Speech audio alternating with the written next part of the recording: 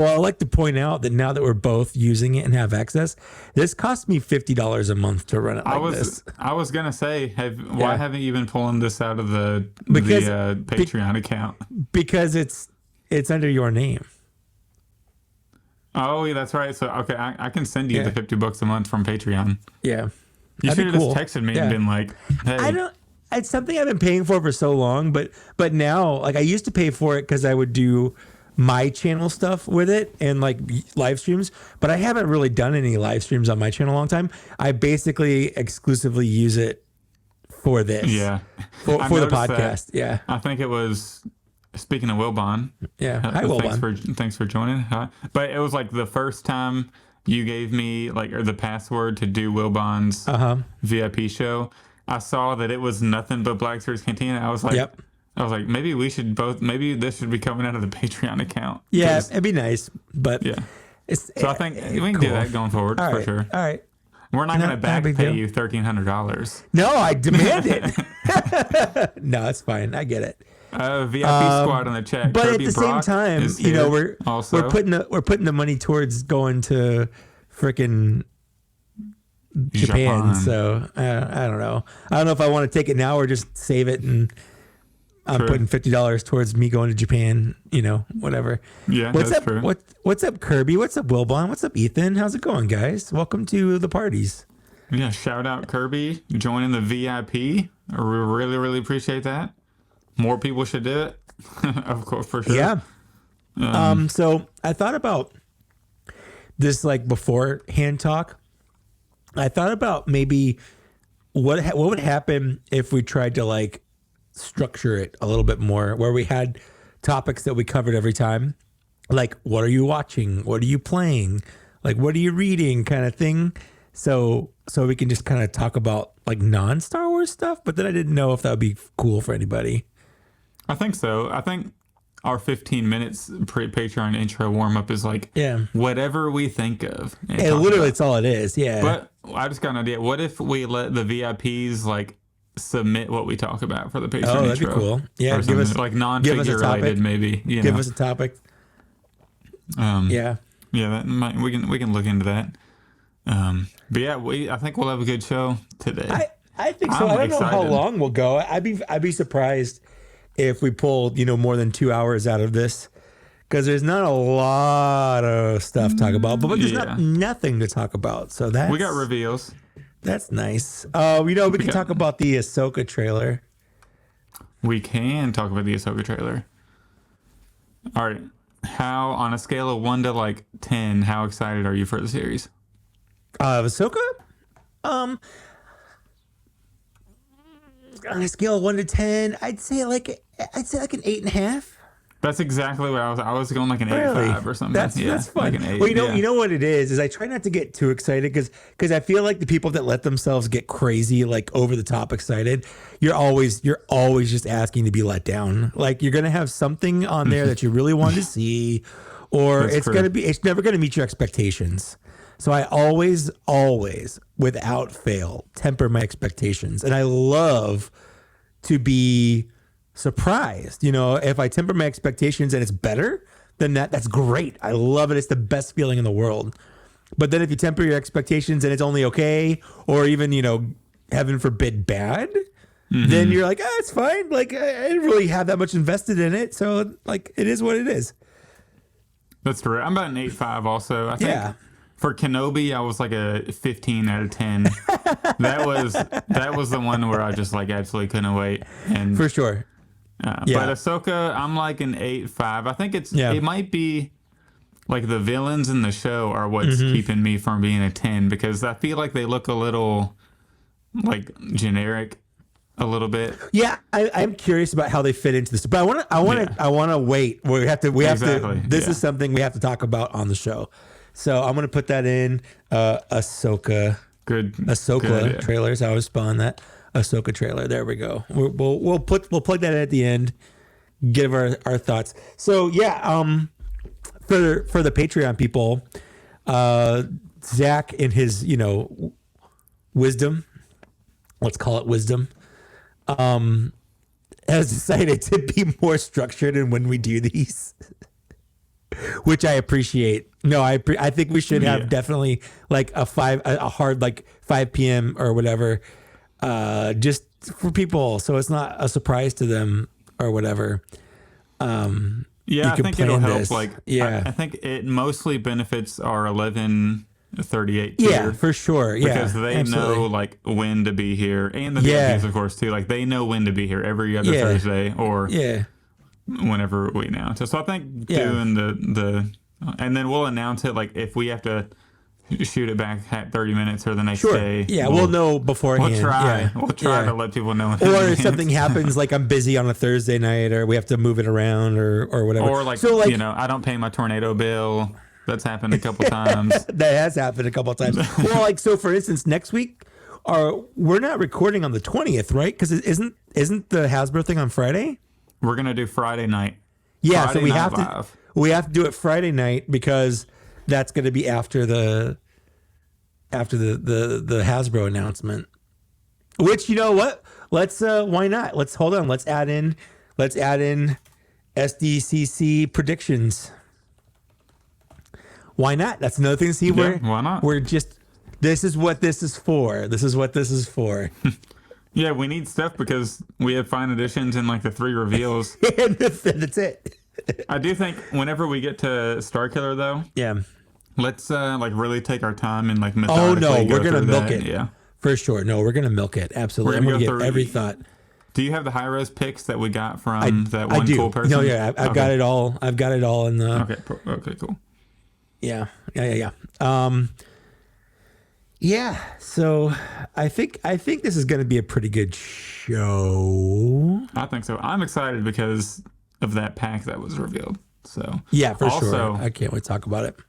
Also, I'm fresh off, like literally last night I watched like the game movie where it shows like a little bit of gameplay and then like all the cutscenes for the original Force Unleashed. Sure. Yeah, and I forgot about most of that story. Yeah. But whenever like, and it was pretty good. But when because I guess most of what I remember is probably from Force Unleashed 2. Mm-hmm. But I got to the part where he's laying in the snow and he's like, "You promised to stay away," and Vader's like, "I lied." Like that part's so funny. It's like been memed a lot lately. Yeah. So I was excited to see that. Yeah, I remember. I never played the game when it came out, but I played it on Steam. There was some deal for like $40 or $50. There was like $300 worth of Star Wars games you could buy on Steam. So it had both of the Jedi. Whatever that one, what game is this? Force Unleashed. Force Unleashed. Thank you. I can't want to say Fallen Order. I'm like, it's not Fallen Order. It's the other one. But my brain wouldn't, because I would hit the F, and it would always just go, Fallen Order. Like, nope, Force Unleashed. Yeah, they're sort of the same thing. Just it's 15 years apart or whatever it is. That, and I would say, again, this is more conversation for the big thing, but and I'll bring it back up. Force Unleashed to me is more, it's that power fantasy kind of thing that some of those some of the Star Wars fans prefer Star Wars to be. Like, they love the 2003 Clone Wars with Mace Windu tearing apart battle droids with his bare hands. It's over the top. It's not realistic. I mean, not that the Force or Star Wars is ever realistic, but like there's a bar of like acceptable limitations of like what a Jedi can do, and then there's like the Force Unleashed where he's like pulling down Star Destroyers out of like the sky and stuff like all right, man, this is a video game and we'll just take it at that. Yeah, it's like the if a middle schooler wrote Star Wars a little bit. Yes, exactly. It's like that. It's like superhero type stuff. Exactly. And then Starkiller fought a Darth Vader, and then he pulled it down a Star Destroyer, and then he pulled it down. Yeah, it's exactly like that. Yeah. It's like non-George Lucas-y. Yeah. Because remember whenever the sequels were being hyped up, people were expecting Luke to be like Starkiller. Yep. But it turned out to be almost a complete opposite. Yep. Probably as complete opposite as you can get. Yep. But ironically, what Luke ended up being was the most Jedi to ever Jedi. and I will fight anyone that disagrees. That is true. That is true. Yoda said that you use the Force for defense, never to attack. That's it. Well, yeah, and then, but in Revenge of the Sith, he's like, wars not make one great. You got to go kill your former apprentice. Yeah, but he was wrong about that whole thing. That was the point of the movies. The Jedi were wrong. You know what's always gotten me? It's like, and it reminded me last night when I watched The Force Unleashed cuts, because it got to the end of the movie and Emperor Palpatine's just laying there ready to die. Yeah. And Starkiller's about to kill him. And then the General Master, the Jedi Master, I'm already forgetting his name. Is it the blind guy or whatever? Yeah. He starts with a G or something. I don't remember his name. But he was like, "Don't do it. If you strike him down, you'll just start where you were, like all back from the beginning." Like, I'm sorry, I came here to kill this guy. That was my point. If me killing him turns me to the dark side, that's a sacrifice the universe has to make. Like, what's the point in fighting this guy if you're not gonna kill him? No, I'm just fighting him. It's just like a Goku thing. He's supposed to fight him. He doesn't really want to kill him. Right? He's supposed to fight him. That's like the weird gray area that's in Star Wars. It's like the good guys can fight, but if they're not there to kill this person who has killed millions of people, then why are you fighting in the first place? But it's a whole Batman thing from Batman, because I don't want to kill you, but I don't have to save you or whatever. yeah. That's true. Also, me and Wilbon were kind of talking. Me and Wilbon have been playing Star Wars Battlefront 2 on you invited me in the offline mode, because you can play against computer, but with like your buddies. So that's cool. So that's what we've been doing. Is what I've been trying to get you to do for like 2 years. Hey, all right, buddy. So but we were talking on there, and I told him, I was like, you know what, like. Honestly, if Return of the Jedi came out today, people would probably hate it. Like, they'd hate it. They would absolutely rip it up. Hate it. Are you kidding me? They'd hate it. They would absolutely hate it. Like, Star Wars Leia would be woke. Like girl boss. Could you imagine randomly making these two characters siblings when they haven't been siblings? Like, people were mad Leia had force powers, even though she's the daughter of Darth Vader. Yeah, right. And... let's see, the teddy bears taking over the galaxy. Like, people, I love Return of the Jedi. It's not my favorite original trilogy movie, but I think people mostly love that movie because they grew up with it, and it was just always been that way to them. That's 99% of all like Star nostalgia. Wars. That's why everyone. I mean, in the Ninja Turtles thing, it's the 2003 Ninja Turtles is the most popular because that's the majority of the people in their 20s or whatever right now. Grew up with that 2003 Turtles, and that's their favorite, even though to me it's the worst one.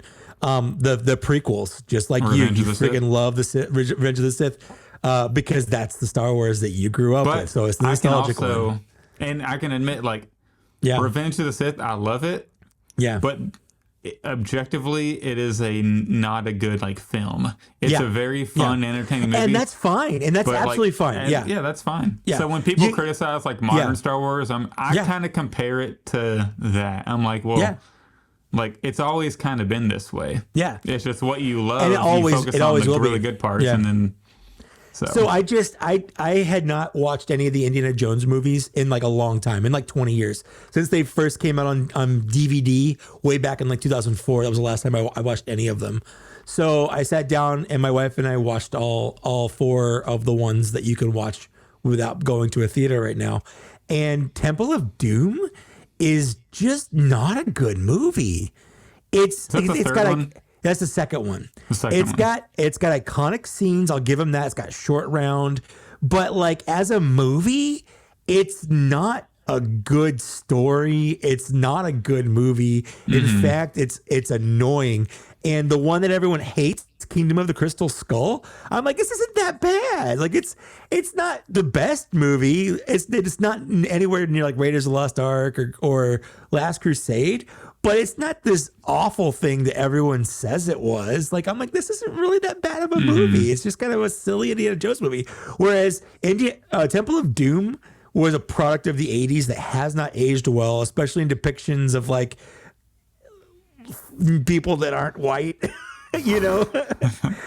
And just the one of the characters, Willie Scott, who's Kate Capshaw, who I learned is married to Steven Spielberg, like that's his wife or whatever. But she, in the movie, she does one thing. She screams her head off all the time. It's all she does. It's so annoying. She doesn't stop. And I don't know how anyone can watch the movie without muting it at parts, because all she does is scream, and it's really annoying. Yeah. Yeah, I think nostalgia is just like such a... It's nostalgia. It's such a blinder, you know what I mean? Yeah. Like, I was talking to my cousin a couple months ago, and he rewatched Revenge of the Sith, and he told me, he was telling me how awful it was. He remembers it a lot. He remembers it being a lot better than it is, because all he remembered really was like the Anakin and Obi-Wan the fun things. fight Yeah, scenes exactly. and And there are good parts and, of the movie. And it is easily the best of the prequels. There are good parts of the movie. It's the best of the prequels. And if you just want to cherry pick those good parts, absolutely knock yourself out. Even if you love the bad dialogue, because you can do that. You can like.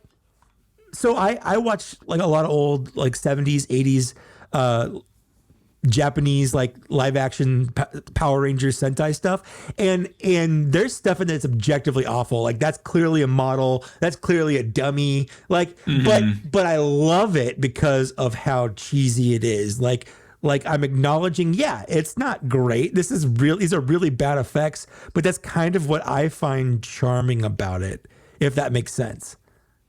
Yeah, that does. That's kind of how whenever in the Kenobi series, whenever he put Leia under his cloak. Yes. It's stupid. It's on the dumb. podcast. I said it's so stupid and cheesy that they would have done it in the original trilogy. Like I feel 100%, and it would have been hilarious, and everyone would have loved it because they grew up with it. And you don't think about things like that. Yeah, just like in Return of the Jedi, whenever Leia gets Han down. And then, like, so everybody's asleep, but then they open this curtain that's like right next to it. But like, you're telling me Jabba the Hutt and all those people, no one's like, making a noise. They like scooted in there and waited. Yeah, like that's because they were all there. You saw cheesy, Jabba sleeping. It's not like they were there behind the curtain the whole time. Jabba was sleeping. You walk past him to get there. When did he move behind the curtain? Yeah, so how does that happen? But, no. You just can't take. There are people that just they don't know how to take things not seriously, I guess. Like, you know, I made a tweet about this the other day. If there's no X in the Star Wars Arabic alphabet, where did X-Wings come from? Where did they get that name from? You know, like, there's no X. Clearly, it's a reference to the English version X, the English X. Like, where did they get that name from if there's no X? Like, you can't take it too serious. There wasn't an X. No, there's no X. Well, if there is an X representative in Arabic, it's not an X. Like, it's just not an X. It's not. It's not like this or whatever. You know. Interesting. So it's just one of those things. You just kind of go with it. Don't think about it too hard. Just enjoy it. Just enjoy it. Or don't enjoy it and go enjoy something else instead of focusing on what you don't enjoy and just making your life miserable because you want to focus so much on what you don't enjoy. This is really good Patreon talk. This should be in the actual episode, but it's not, and that's fine. Speaking of the actual episode, you want to get it kicked off? I'm ready. I've been waiting for 2 whole weeks to be back. Yeah, man. I feel like the last 2 weeks have been the longest weeks in the world. So I feel like next week we should only be 1 week.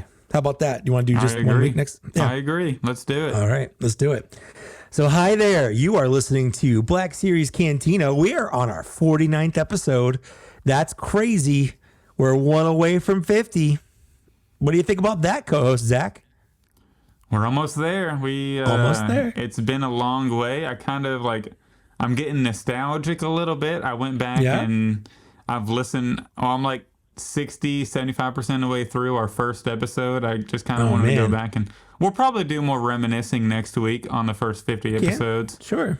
So that'll be fun. You want to make it a clips episode? Just a bunch of clips put together with a loose structure, a loosely based structure. SDCC. Oh yeah, you're right. Maybe we'll do a clips episode for our 100th episode. Yeah, I was thinking. Yeah, at some point we got to compile like a top 10 Black Series Cantina moments or something, and just like play play those for a whole episode, or like a top 20 or something. I think my favorite one is the one where Nate's house almost burned down. I was gonna say Nate's house burning down, or Justin getting stuck in the Darth Vader mask was pretty good. Or like Paragon Fuzz saying, we have pubs older than your country. That was really That's true. funny. That was also a really good one. That was a good one. Yeah. There's been a lot of great moments. We've I've had some good great rants. times. I've had some good archive rants. Yeah. Literally the first episode, I was just listening to it and I was like, all right, we'll save my archive rant for another episode. And then I just like started going off on it. So that was pretty nice. It was the next episode. It just was. Okay. Yeah. So today we don't have a lot to talk about, but we do have some things to talk about. Obviously we got some news that we'll get into. But before that, I just wanted to thank all of the people listening right now live, who are part of our Patreon, and then also the people who are watching us visually, who are on Patreon as well. So if you want to be able to join us live or watch us, the recording of this video, instead of just listening to the dulcet tones of our voices, you can go join our Patreon at patreon.com/blackseriescantina. $5 or up will give you all those perks. You can look at the perks. The perks are just there. But just so you know, the joining that doesn't just go to buy us toys. No. Right now, we are saving all of our money to go to Star Wars Celebration in Japan in 2025. Yes.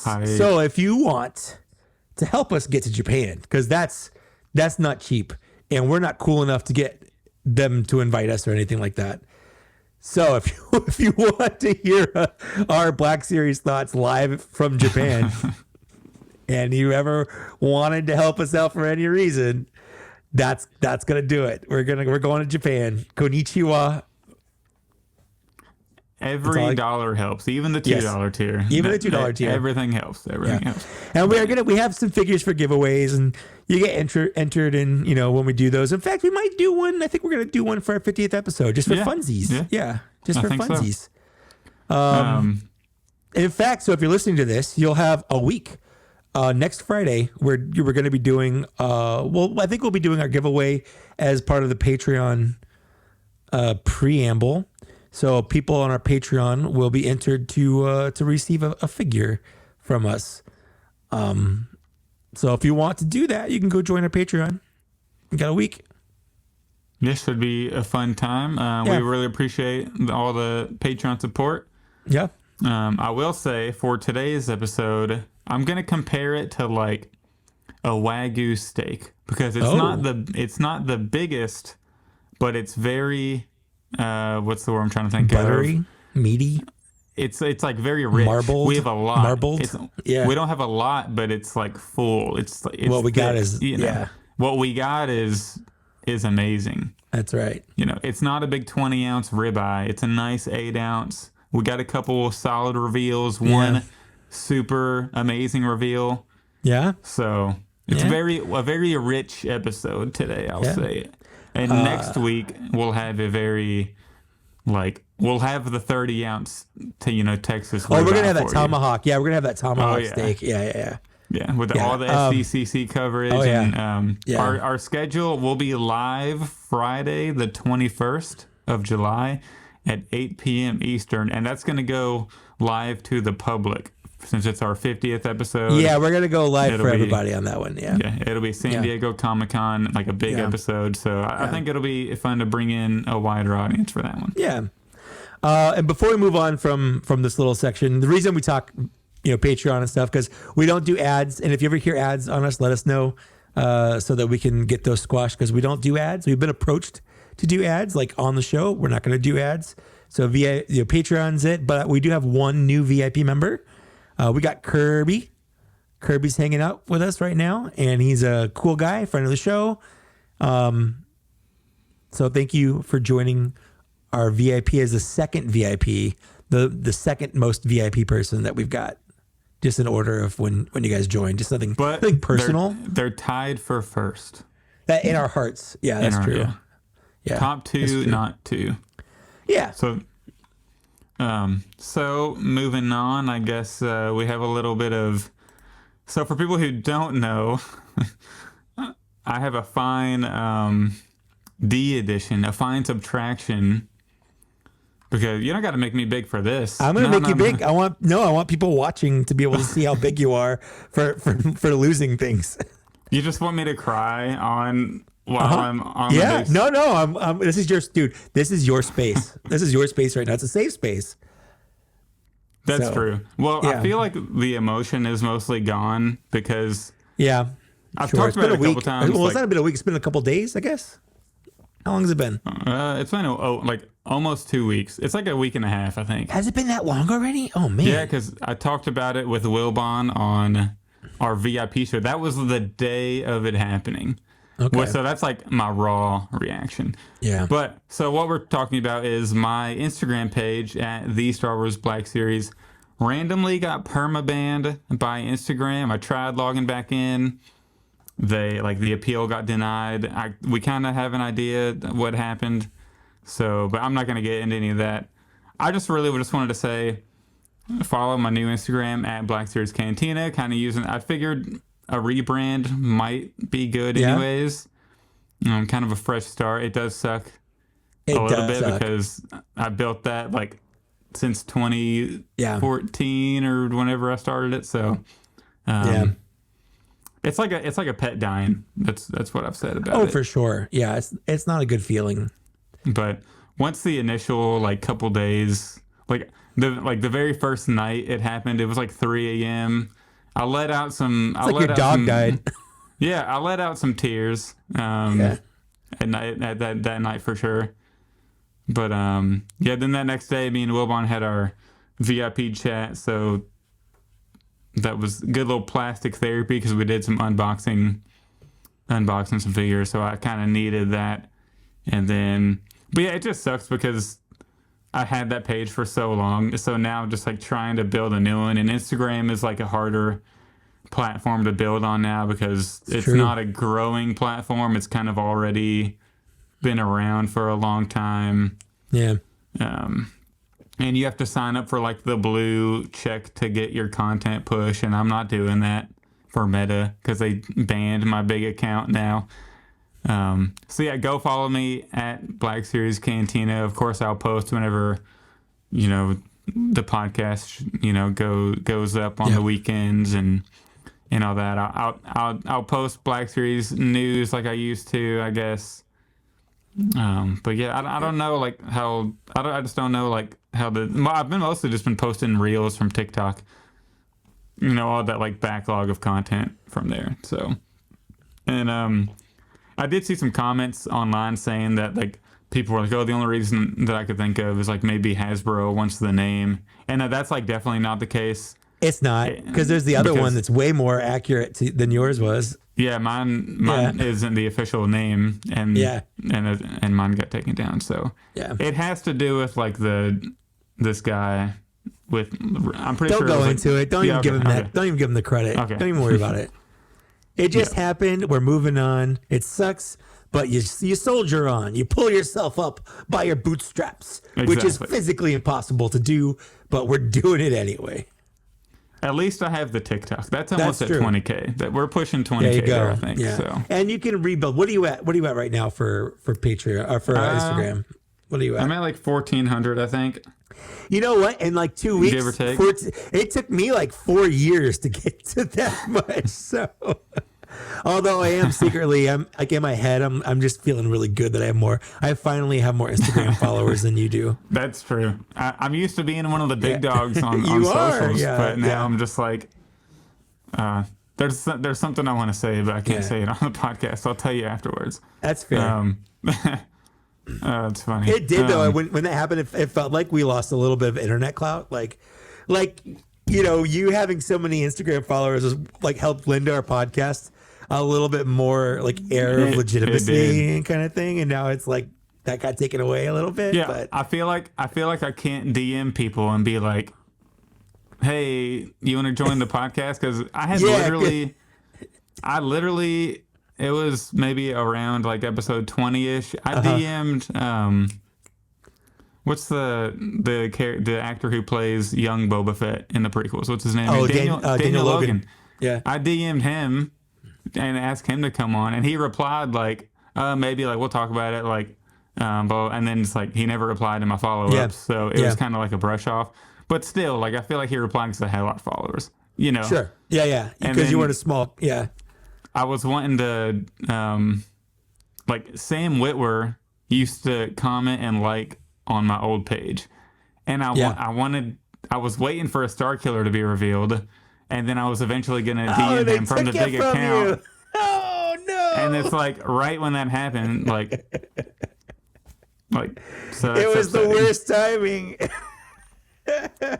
Yeah, so now I can't DM him and be like, You still hey, can. Just explain.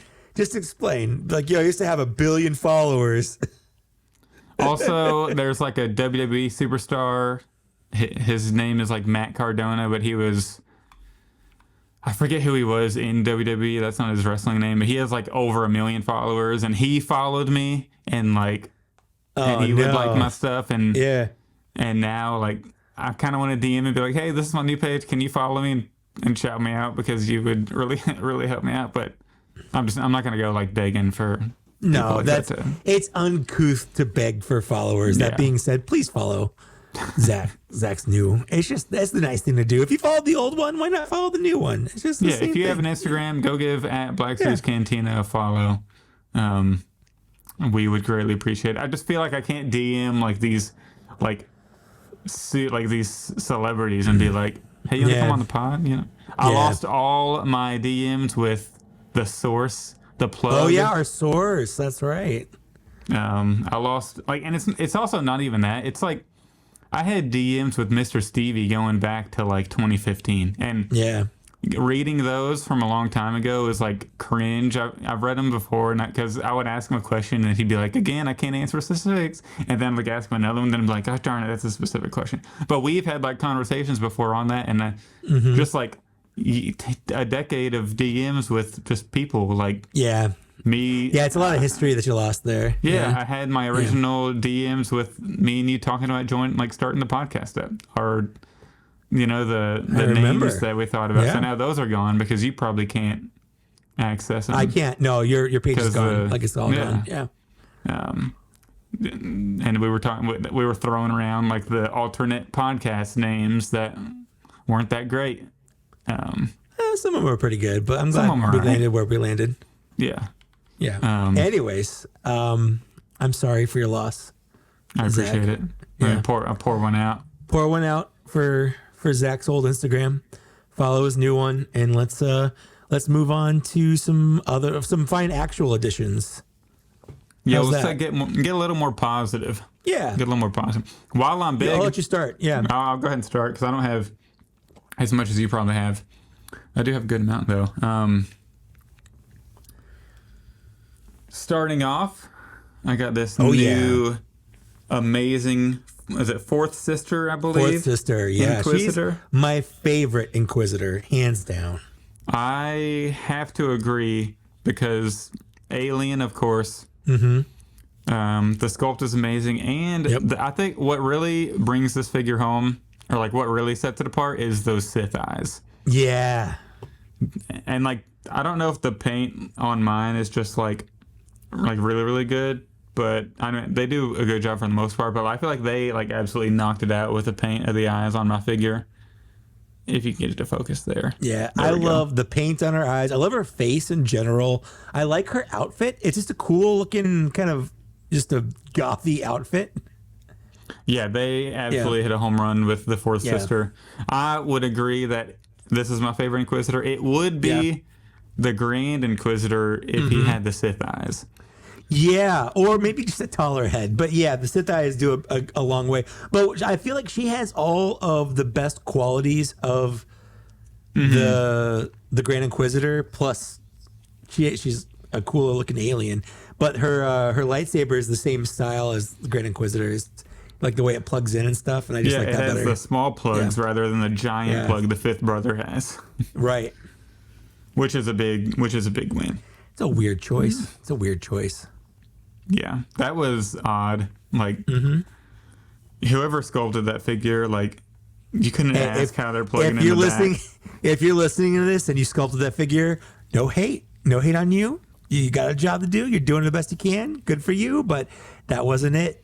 That's all I'm saying. That wasn't a great decision. That wasn't it. Yeah, that wasn't it. So I'll stay on with the Kenobi pickups. Sure. Because today, literally like 3 hours before we started recording, Entertainment Earth delivered my Jabeam Obi-Wan finally. Oh, what do you think? Okay, I want to know if my opinion is way off base or were you kind of disappointed with it?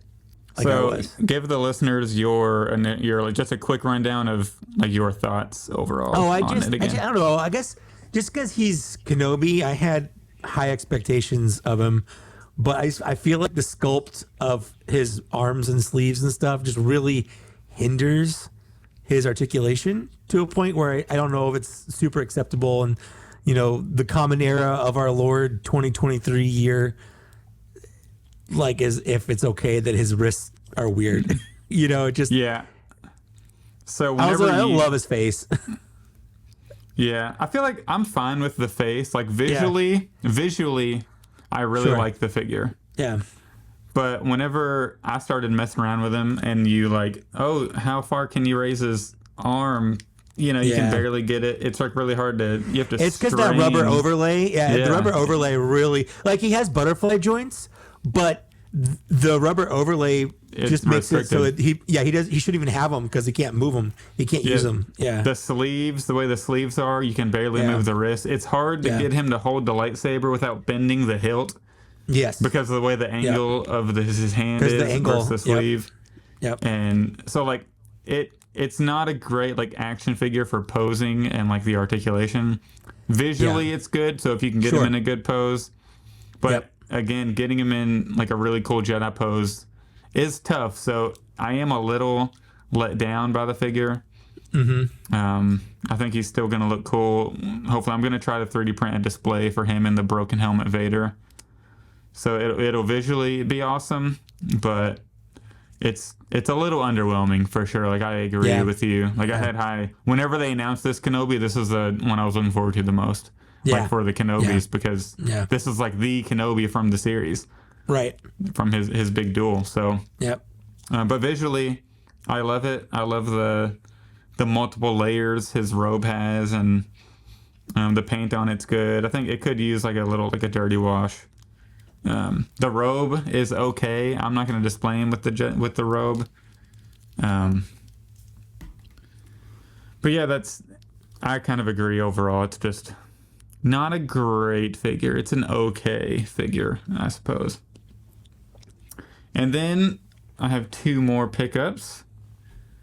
I finally picked up these awesome custom Black Series figures from Veal's Toy Store. Oh yeah, the Veal's Toy Store custom store. Yeah, the customs, the cool customs. Wink, wink. Nod, nod.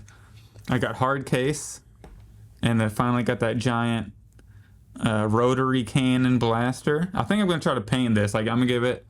Yeah, it definitely needs like a brush, like a dry brush. I'm gonna give it a brush, and I'm gonna try to put like a bronzy gold on like the top part back here. Sure, that'll look cool. Yeah, and then like down here underneath. So I'm gonna try my best. And because I ordered one of the 2 Teleth ones that comes with the rotary cannon also. Mm-hmm. So if it turns out bad, I still have another one. And then I also got the ARF Trooper that comes with the rocket. Oh yeah, did we talk about the new additions to the Veal stores? I thought we did last week. Maybe with the backpack maybe not. And stuff. I don't know. Yeah, we did. We talked about them last time because I remember you saying you weren't going to get them. That's right. And I said I was. And I ended up only ordering one of them though, which was the ARF one. And then, so my last fine addition is a fine 3D print. Neat. I got these figures recently, but I also 3D printed the Ghost Bridge that you can get from Landspeeder Luke. Well, you can get the file from Luke. Yeah.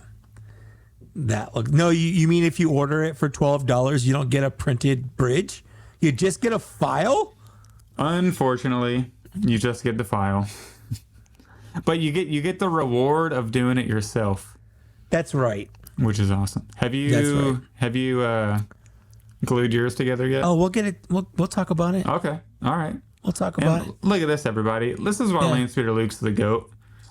Who else thought to put a little clip for Yoda built in there? Oh, it makes it so much easier to send him in. That was genius. Nobody thought of that. Absolute genius. Except for Luke.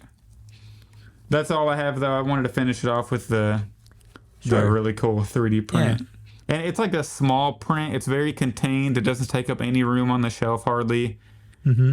It's not one of those gigantic, enormous things that you have to build space for. You can just insert it right into your Return of the Jedi shelf. A fabulous print. Great job, Luke. We love you here at Black Series Cantina. Cool. Well, it's my turn. I got... So do you remember when I had a toy budget? Is that already gone? There's no way. It's not gone, but I'm tracking stuff. I'm just tracking me being well over it, essentially. As of today, I'm $30 over my July budget, and we're like halfway through July almost. And I went $200 over my June budget, so I'm like well into September, basically. But I'm also selling toys to make up for it. So it's not just me buying stuff. I am getting rid of things, but I'm tracking my purchases just to make sure that, as long as I'm tracking it and I'm being honest with what I'm buying, I feel like it's okay if I splurge a little bit. But let's get started with some of the things that put me over. First thing, I got another Jurassic Park toy. This Hammond collection line that I'm not collecting. I got this guy. The point of a budget is to limit what figures you collect. Yeah, but and now you're going way. He was only $10. All right. So, do you remember what Dan Larson said when he came on the pod? He said, "No matter how much it is, if I want it, I'll get it. But if I don't want it, it could want it because he looks cool. Look at this guy. He does look cool. He's a concavenator. Yeah, he was at my Target for like $11 or something. He looks pretty sick. I just couldn't pass him up for $11, and I just needed a little retail therapy that day, so I got him. Don't regret it. Now, also retail though, therapy. Yeah, you know how it is. Had a rough week. Okay. Another thing I got was just a grip of G.I. Joes, and the nice thing about this is that all of these G.I. Joes were slated to come out in September. So basically, it just kind of freed up my September into July. So I'm just moving money around is all it is in the long run, as long as I don't go over on September. Well, yeah, that's the thing. You're just going to keep pushing it back and pushing it. But I got the latest wave of G.I. Joe. So I got Shipwreck here, and he looks cool. He's got a little parrot on his shoulder there, a little Polly. Yeah, love him. He's my favorite, I think. I got this guy, Rock and Roll, and I put a little blast effect. He doesn't come with it, but I put it on the end of his gun here because I think it looks cool and it fit. And that's from another fine edition I'll get to later. But I love his like Rock and Roll devil horns that he's got. That's pretty sick. It's kind of cool. Yeah, he's got a lot of tats on him. I love his tats. Then I got Torpedo here, who's a scuba diver dude. He comes with some like fins and whatnot. And I got a bunch of pictures of these on my Instagram. If you want to ever go see them, they're there. The Instagram with more followers than me. Yeah, exactly. Out of nowhere. Then I got this guy his name is Copperhead. He looks pretty cool. He's a Cobra guy. He's a bad guy. Looks pretty badass. Kind of like a leather daddy Dom boy. And then just today, I got this one. This is Bazooka. Guess why he's named Bazooka? I couldn't tell. Because he's got a bazooka. This is very aptly named. Are we showing off our bazookas? Yeah, there you go. Mine doesn't have as cool of an effect, though. No, mine's bigger, and it's got a little spot here so that you can plug in like smoke effects and stuff. which is neat. So those are my Joes. The rest of the stuff is all Star Wars, and I just want to get into this real quick. So, come here. I did find the 2-pack of Cad Bane and Cobb Vanth at Target, and this is one of the things that put me over this month on my because I not only did I forget it existed, I didn't have it anywhere on my budget. Well, you know what? There wasn't a release date for it or anything.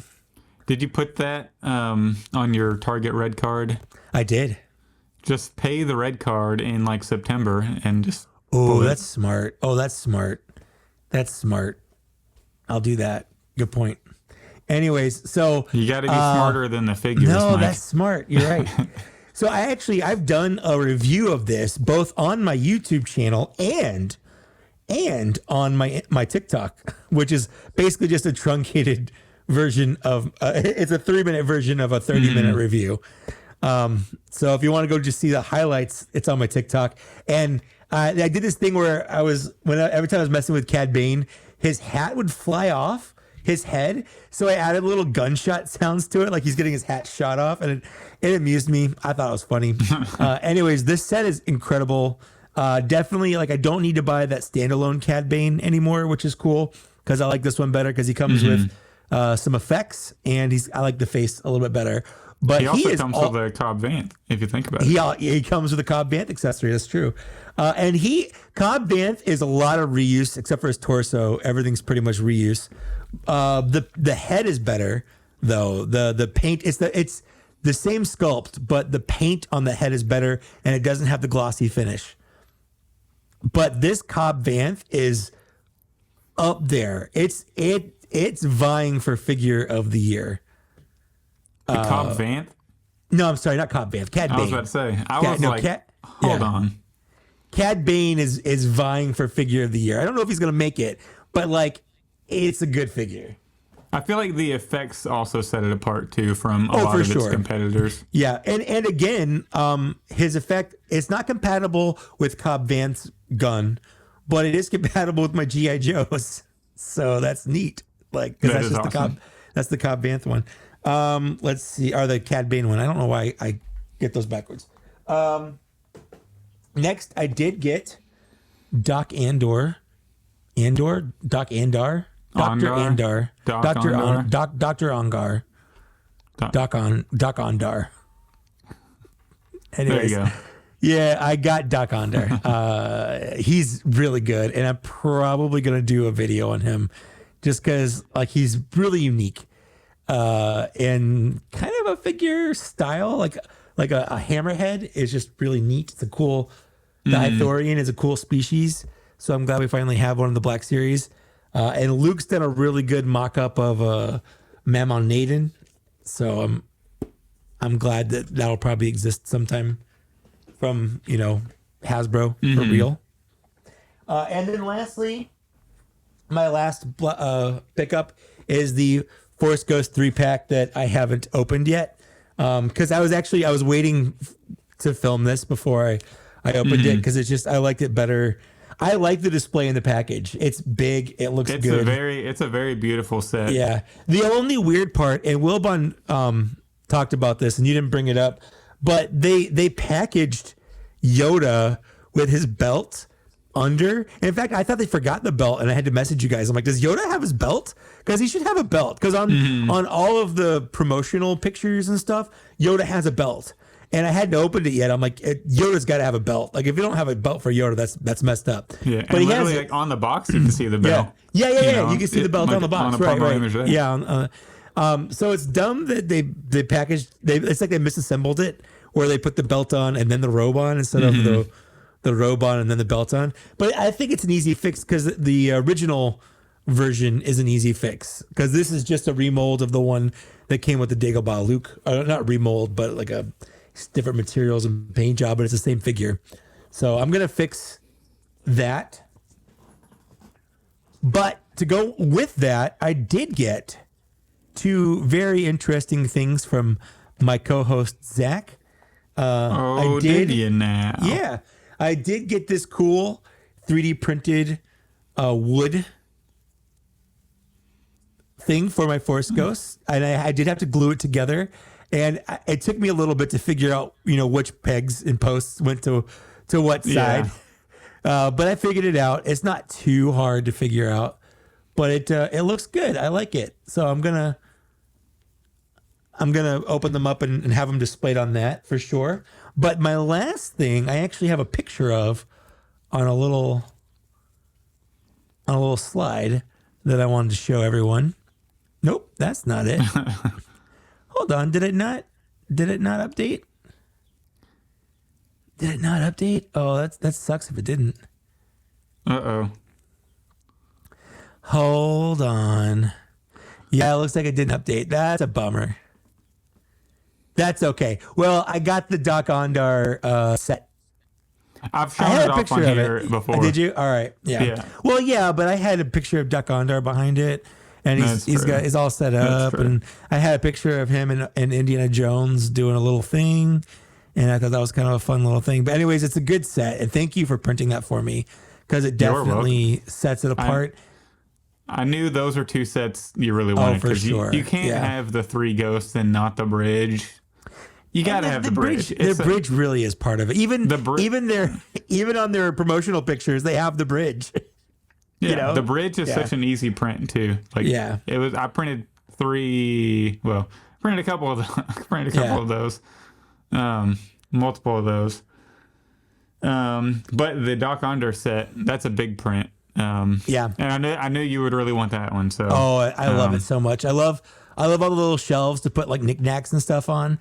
So like I put like Indiana Jones, like because he comes with that little idol, and then he has the wings from the Ark on there. I'm like, those look like things that could be in Star Wars. Like, you have C-3PO and R2 in hieroglyphics, and they're going to get the Ark.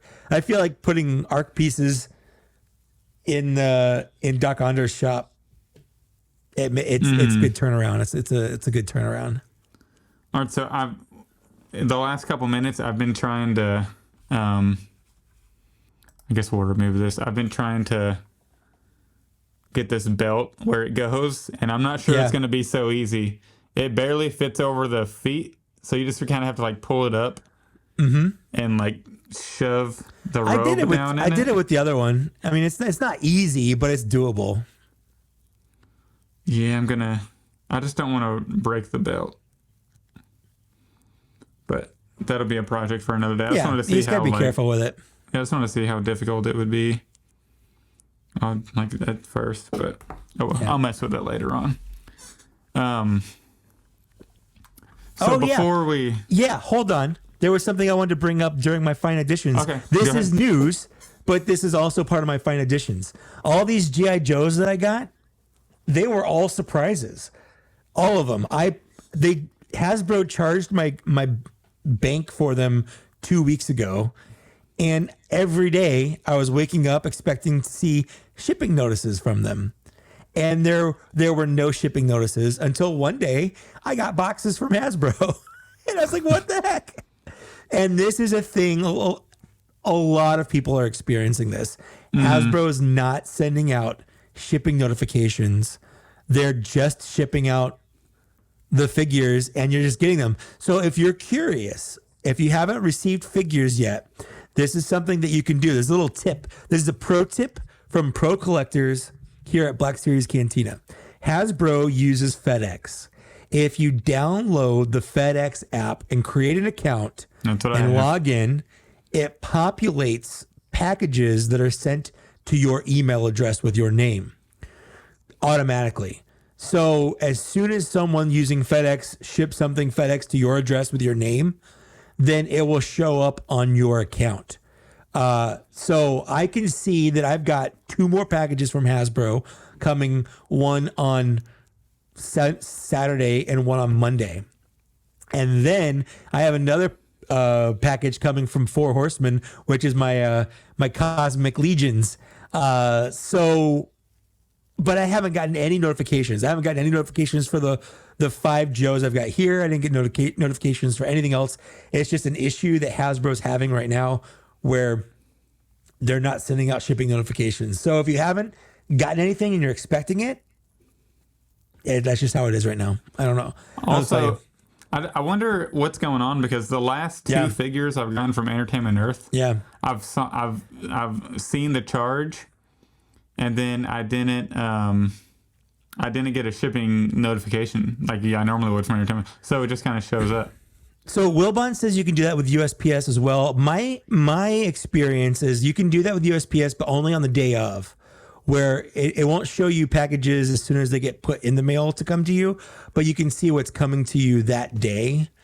Where it emails, like I have, I think it's called informed delivery, where every morning I get an email with scans of all my mail and any packaging stuff coming. But it's with FedEx, I think it's a little different because basically as soon as FedEx scans it, it pops up in your app. Yeah. Versus it's coming to you today kind of thing. All right, so my little project, while the last few minutes, I don't know why I'm like this, but I couldn't leave it alone once I started. I'm like halfway there, baby. We're getting there. Yeah, you're getting it. We're getting there. It's going to look so much better, though, when you have the belt on the outside of the robe. I know. Yeah. But also, before we move on to news or the reveals, some of the reveals. If you want more, I meant to mention this in the top of the show, but if you want more Black Series Cantina, me and Mike were both guests on the Out of the Basement Sunday stream, the Lazy Sunday stream this recent Sunday. Also with Lane Speeder Luke. So we had a couple of our best friends on there. I consider all four of you all best friends at this point. I agree. I agree with that. I agree with that. Yeah. Yeah. So it's always fun having the five of us together because I talked to the five of you guys. Yeah. I talked to the four of you guys more than I talked to almost any of my other friends. Almost. Yeah. There's like family that I talk to you all more than now, you know? Yeah. And me and and me and Out of the Basement boys will hang out all the time. It feels like I've seen them in person twice now. There you go. So yeah, we're all best buds. So that's fun. I would recommend anybody go check it out.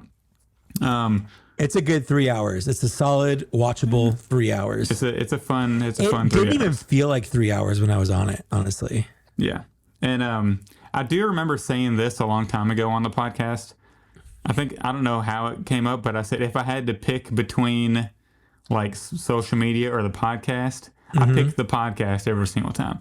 Every time. So I'm really thankful that I started the podcast with you when I did, because I did it essentially just to like get in the community more and like get some friends, that also collect. And it's really worked out. So thank you and thank everybody for making the podcast like an avenue for me to be more a part of the community. So really appreciate everybody tuning in every episode, and you and the rest of the Shill Squad. Yeah, we affectionately call ourselves the Shill Squad, and it's fun because we're not, but we are. We are, but we're not. But we are, but we're not. Yeah, but we are, but we're not. But we're not. So, do you want to get into some news? You want to get some news here? Let's do it. Some newsies. So last episode we talked about the new Darth Vader and Commander Oppo that are Target exclusive. Those are going up. Well, so it's Thursday as we're recording this. This will go up to everyone on Saturday. So by then it'll have been up for a day, and I don't know if it'll be in stock. But they go up tomorrow, Friday at 7:14 at 9 a.m., which means I have to get up at 6 a.m. Eastern, to pre-order 9 a.m. these. Eastern, it's 9 a.m. Eastern, which means I have to get up super early hopefully. Here's my problem. I hope it goes smoothly, because if it goes smoothly, it means I get up at, I'll set for 5:59. I sit in bed with my phone, pre-order them, and I go right back to sleep. Not a big deal. But if anything goes wrong, I have to sit there refreshing. It's super early. I haven't, what am I doing? Why am I doing this? I'm an adult. Why am I doing this? And I hope it doesn't take, why am I waking up at 6 a.m. for a toy as a 40-year-old man? And like with Jesse, where it took like 2 hours for people in California to be able to pre-order it because they weren't letting anyone add it to the cart that lived in California for whatever reason. with that was a Walmart issue. You know, if this is the same thing, it's going to suck. But I hope not. I hope it's as simple as my alarm goes off at 5:59. I pre-order them at 6 a.m. and I go right back to sleep. Yeah. Yeah. So hopefully, you know, I'll already be working a whole hour at that point. As long as no team member or somebody wants to do a random 9 a.m. call at like 8:55, which they better not. It'll be smooth for me. But worst case scenario, I can always order you one because I'm ordering two of those Vaders. Yeah. Okay. So yeah, I'm definitely getting one of each. One Oppo, one Vader. Like not even a question. I'm getting two Vaders because the better one that's sealed, I'm gonna keep it sealed. And I'm going to have Hayden sign it in Japan if he's there when we go. That's cool. That's a cool idea. Yeah, that's my goal. Like, for sure. I'm going to have Hayden sign that, and then I'm going to also have him sign the Revenge of the Sith box art, brand new molded Anakin sealed that they're going to come out with by 2025. That doesn't exist. You know what? If I'm able to meet Anakin and if they announce like a brand new Anakin in that throwback Revenge of the Sith packaging, you'll just for explode. Like, what if it like doesn't come out for like another 2 weeks? I need that early. Like, what if it doesn't get delivered I don't even know. By the time I leave for Japan? Here's what you do: you buy another Force Ghost 3-pack, open it up, remove just the Anakin, have him sign that. Okay. And sell someone else. Sell off your Yoda. Sell off your Obi-Wan. True. You know what? I'm gonna have Hayden sign the Force Ghost pack and say, Sebastian Shaw sucks. Yeah, suck it, Sebastian Shaw. Special edition. More like suck Bastion Shaw. Suck Bastion Shaw. You know, that would have been a good episode title if it wasn't Starkiller based. Bastion Shaw. Yeah, no. In more news. Yeah. I'm gonna remove this so I can make me big. Oh, right. Yeah. How do I make me big? I do this when it's me and Wilmon. It's the one right in the middle. Yeah, and then just drag yourself over. You got it. Proud of you. Look, it's done. You did it. You got it. It's done. It looks so much better. Yeah. Focus. There we go. Look at that. So much more accurate and better. Yeah. It's good. Good job. Proud of you. It was actually easy. Just don't pull it as far down as I did. Yeah. Just pull it down to like the legs and then just pull the robe. Knees or whatever. Yeah. To pull the robe over. And then just like start pulling the robe a little bit. Probably easier if you got some tweezers or something to try to pull the robe. Yeah. But I did that. It only took like, 5 minutes from when I started. Yeah, it doesn't take long. We weren't talking that long. So now I can start fidgeting with it. We can go back to the show. Yeah, I can focus on the podcast now. I'm just too like, I guess OCD. I don't know what it is for that, but it's okay. You had a fixation. Your fixation's gone. You're back. We're all right. Everyone's okay. Oh, also, I wanted to show off this real fast. Okay. This is a accessory from, I think, an Iron Man figure. Yeah. So if people have this, and if you get the rotary cannon, just a little super glue here. Look at that. Look I got one of those. It looks pretty good. Yeah. Yeah. And clones shoot blue, right, in the Clone Wars? I think so. Or they shoot I'm colorblind. I don't freaking know. But yeah, look, super glue right there, and bam. Look how perfect that is. It looks good. Nope, that's good. So he took the Iron Man kind of explosion effect and puts it right in front of the rotary cannon, and it looks like a decent, a convincing blast effect for sure. It's not the best, but it works. It's convincing. Yeah. It's convincing. Okay, now we can move on. Okay, let's do it. So, what else we got? Oh, yeah, a couple things came in stock on Hasbro Pulse this week. We got the Luke Grogu 2-pack, which is on its way to me as we speak. And then also the Endor Rebel Soldier is in stock. Although I don't know if it's sold out. I know the Biker Scout helmet, which also came in, sold out real fast. I know it's also, the Endor Rebel Soldier is also showing up at GameStops. Yeah, physically. In stores. I've seen them, well, not personally, but online, Texas, Arizona, So I'm gonna go to GameStop tomorrow to see if I can pick up one or two of those in person. So no, neither of them are sold out. Actually, the Biker Scout helmet or Endor Rebel Soldier are sold out on Hasbro Pulse. You know, I have to say, like this was an experiment they were doing where they didn't put these up for pre-order. I hated it. It was the worst. Hasbro, never do this. And maybe they did it as a point. Maybe they did it as like, this is the other alternative. Either you put things up for pre-order and they come out when they come out, or we don't put it up for pre-order and then they just come in stock and you just do it then. And given the choice, I vastly prefer pre-orders. 100%. I'm on the boat where let the consumer decide what they want to pre-order and manage their own pre-orders. Yes, like, be adults.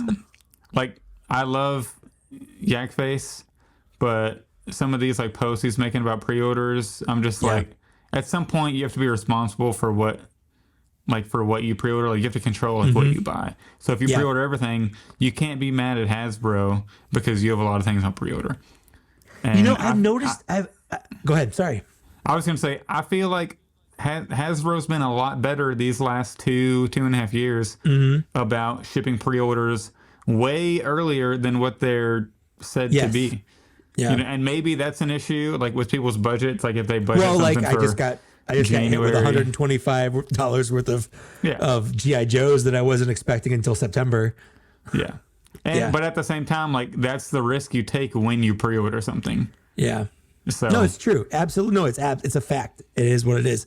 And I had the money for it. It just, like I said, it's kind of makes me have to be wary about future purchases to stay within my budget and stuff. But you know, I've noticed that there's this weird fixation where people it's like they have this mentality where they don't want Hasbro to release things they don't want. But then they get mad at Hasbro for releasing too many things that they do want.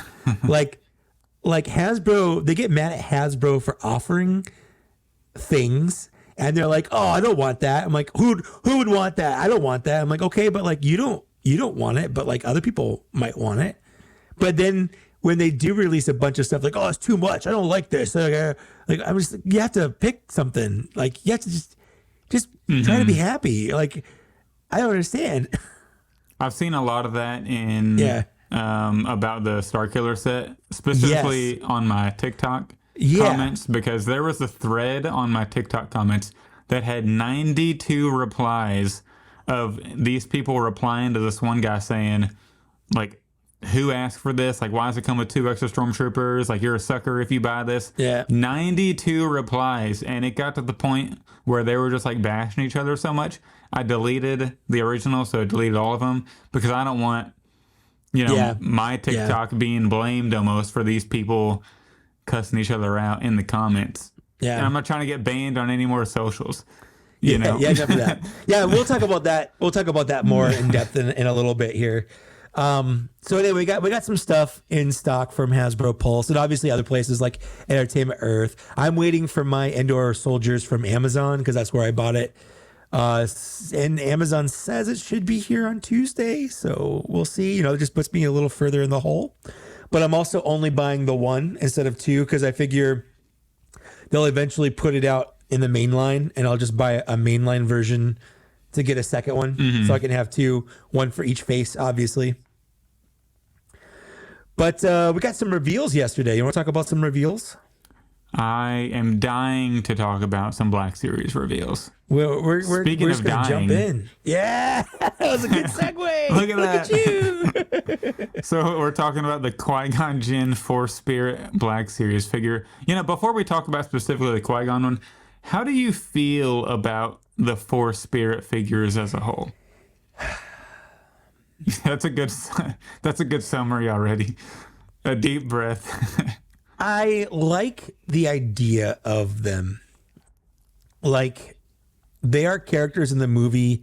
That is how they look. I don't know if I love the way Hasbro executes this, and I don't love that they don't come with any accessories. I understand that they're Force Ghosts and what accessories could they come with. I get it. I don't know. think of something. Yeah, input some cups with Bib Fortuna. You could put something in there. Just make me feel like I'm getting a little bit more than half see-through, but half not see-through character. It's fine. They're good for filling out a scene, very specific scenes, which is what they're for. Yeah, I agree. Like, they're not great. Like, the original two, the Ben Kenobi and the Yoda, like, those aren't really good. These new ones are fine. Like, the Anakin is cool because it's a young Anakin, and like, the Yoda is cool because it's a new short Yoda. But I guess I like him enough to justify me ordering the 3-pack. Yeah. But, it's hard to say, like, what else could Hasbro do? But at the same time, I just, like, it works, but it also kind of doesn't. I don't know how to explain it. Like, they're fine. So, like, they're okay figures. Well, it's interesting because if you go back and watch the scene in Star Wars, especially like when Obi-Wan is first appearing as a ghost on like Dagobah, there's some scenes where I'm like, oh, he's a ghost. And then there's other scenes where it's like, this is clearly just Alec Guinness and they put some kind of weird blue shit over him. Like And he's like interacting. He's sitting on a log. Exactly. Yeah, people are like, "Oh, Force ghosts can't interact with things. Like, how could Luke Skywalker catch a lightsaber? How could Yoda, burn down a tree?" But like the first thing that Obi-Wan Kenobi does when he's walking through Dagobah is he moves like a branch out of the way, or like a vine out of the way. Like he sits on a log. Like he's physically present, even though he's a Force ghost. Like he's affecting the world just being there. So it's not unprecedented. But I've always, just real quick, I've always thought, like, in canon, I've always liked the idea that the Force Ghost is stronger. Yeah, because it's more connected to the Force. Well, if you're connected with that person you're interacting with also. Oh, okay. Okay. I feel like the connection between, I've always liked the connection between the two has to be strong, and if it grows stronger, like, they can interact. But, So, like, it wouldn't be like Obi-Wan couldn't just pop up to, like, Ezra Bridger or at Kanan, but to Luke he could because there's sort of a connection, because they had a connection. And then that's a fun headcanon. And then, like, the stronger, like, the Force connection gets, he can interact more. And then Luke and Yoda are so strong, Yoda can bop him in the head in Last Jedi, which, even though Last Jedi is a very, disruptive Divisive, movie for a lot of people. Like, that's one of the best scenes in all of Star Wars is that Yoda honestly is, scene. It like hands down. Giving Luke another lesson. That's the line where he says, the line where he says, "Oh, Luke Skywalker, always looking at the horizon, never at what's in front of you." Like, that's so good. Like, that's amazing. So I've always thought it's like the connection between the ghost and the person interacting with, if it's really strong, the higher like interaction they can have in the real world. Agreed. I think that's a good headcanon. I don't know if it holds up, but honestly, I don't really care. It's fine. It's how you interpret it, and they don't have rules for this. They literally, like, until like 2006 or so, they didn't even really explain. Not even 2006. So when did the 6th season of Clone Wars come out? Was it like 2013 or so? 2014? Yeah. I think it was 2013. It was like put on Netflix, right? No, was it 2015? It was like 2015. Yeah, they put it on Netflix. It was when I was in college, so it had to be like 2014 or 15. Then they had Yoda going on there's a whole like multi-arc where Yoda goes on a quest to learn basically from Qui-Gon, who basically, I guess, figured out on his own how to do that. So they kind of explain it as more of, I know they talked a little bit about Revenge of the Sith, where Yoda's like, more training I have for you, or, whatever. But like, there was a point where people just assumed all Jedi, that's what happened to all Jedi. Like, when a Jedi dies, they disappear and they turn into a Force ghost. Like, I remember in the books, there was a scene where Obi-Wan comes to Luke and he's like, "This is the last time I can come to you because my Force ghost is going away," or whatever. And like, there wasn't really any set canon on this or reason or rules. It just kind of, it does what they need it to do. And that's fine. This is not my favorite figure of the year. It will not be anywhere close to my top 10. I'm buying it a little bit out of, and people can make fun of me all they want for this, but there are figures I buy just because, you know what? I'm not a total completionist, but this is a specific scene figure that it existing creates a hole in my collection. If I want to recreate this scene from Obi-Wan, so I'll buy it out of some sort of weird sense of that, which is why I'll be buying it.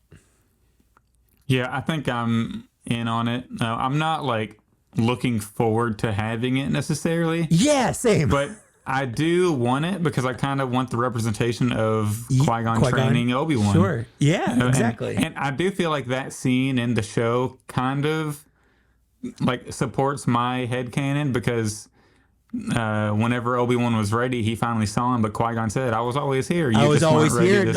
You're absolutely right. He did say that I was always here.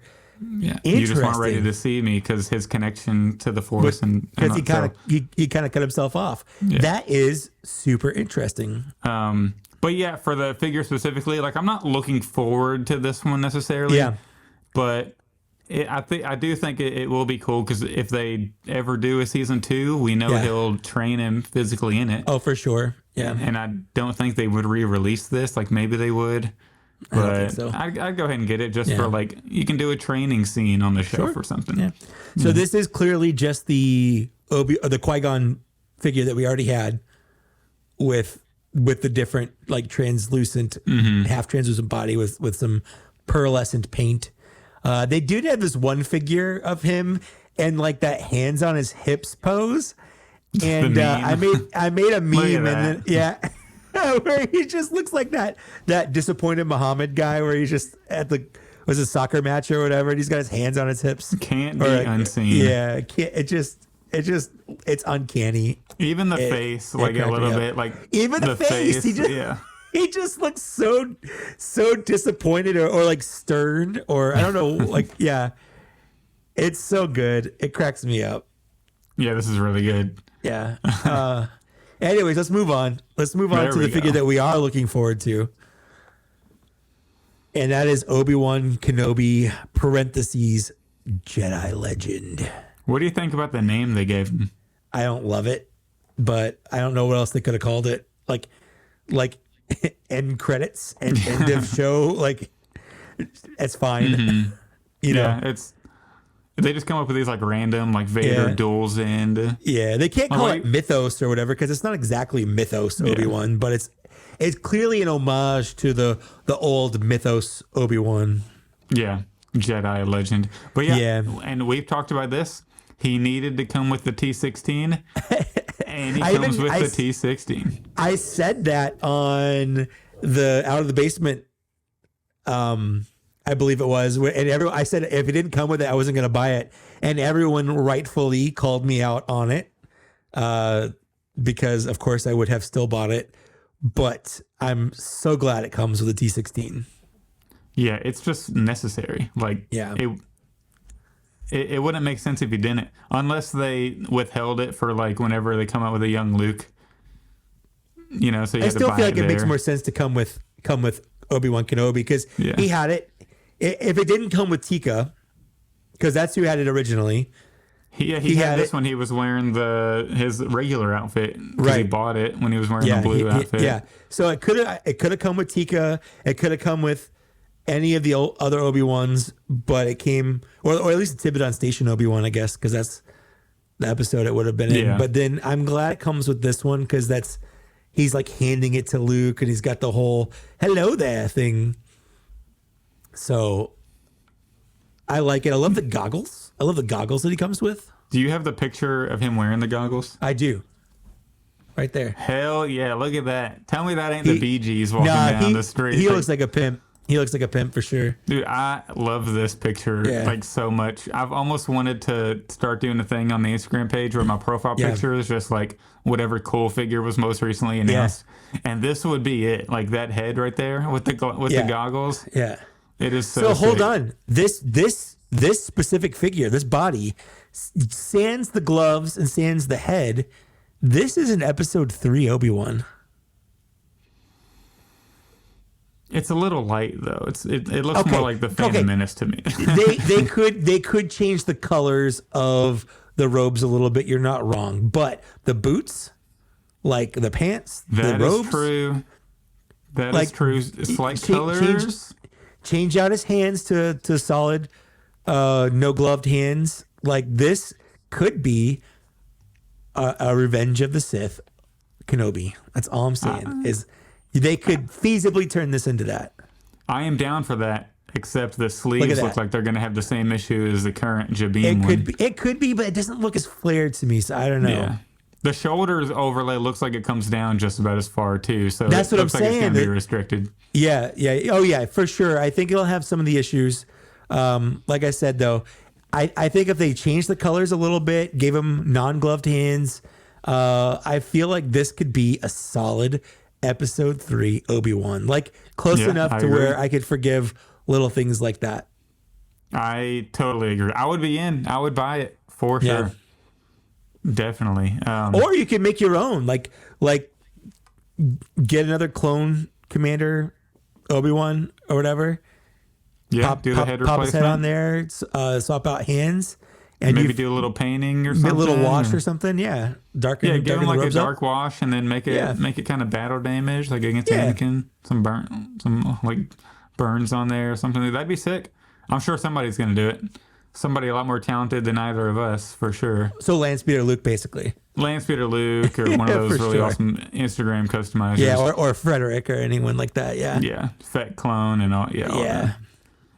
What about he comes with the pocket in his little robe does. There. He has a pocket in his robe, so it's a little bit more than the one that came with the Jabim Obi-Wan. Yeah, which I thought was neat. So I'm really looking forward to this. I remember this was one of the figures that we said we absolutely needed when we saw the finale. Oh, for sure. Yep. So that's cool that we're finally getting this. How are you going to pose this figure? That's what I'm interested in. Honestly, I feel like I need to go goggles on. I'm gonna have goggles down on his, like basically just like this. He's gonna have his lightsaber unignited on his belt. He's gonna be holding the T16. He's gonna have the goggles down on his around his neck. That's how I'm gonna pose him. Yeah, this will probably be pretty much exactly how I eventually pose him. But I feel like at first I'm gonna need those like goggles on. Him walking around. Getting all the ladies around Tatooine, goggles on style. Yeah, this man, he was getting it in between Kenobi and A New Hope for sure. Have you ever had the internet kind of ruin something for you, though, where every time you see something, you just associate it with something else? Mm-hmm. So this Kenobi and the end of Obi-Wan, there was that meme going around where it's like, what if this came out in 2007 and they end it with that Transformers song from the Linkin Park Transformers song.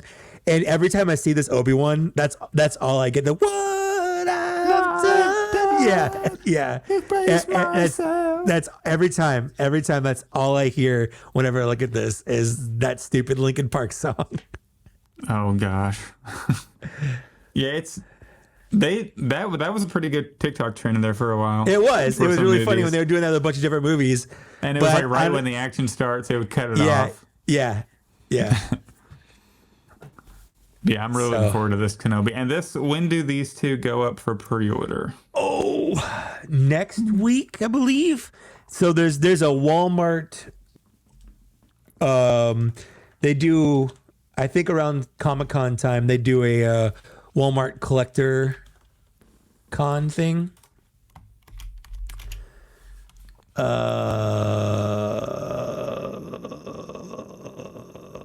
2023 Walmart Collector Con. So July 18th and 19th. So all right, just coming up. Yeah, it's coming up. There's going to be a couple of G.I. Joes up for pre-order, which I'm honestly, I might pass on all of them. I don't know. There's a couple of Marvel Legends. There's that Spider-Man versus Morbius with the 6-arm Spidey.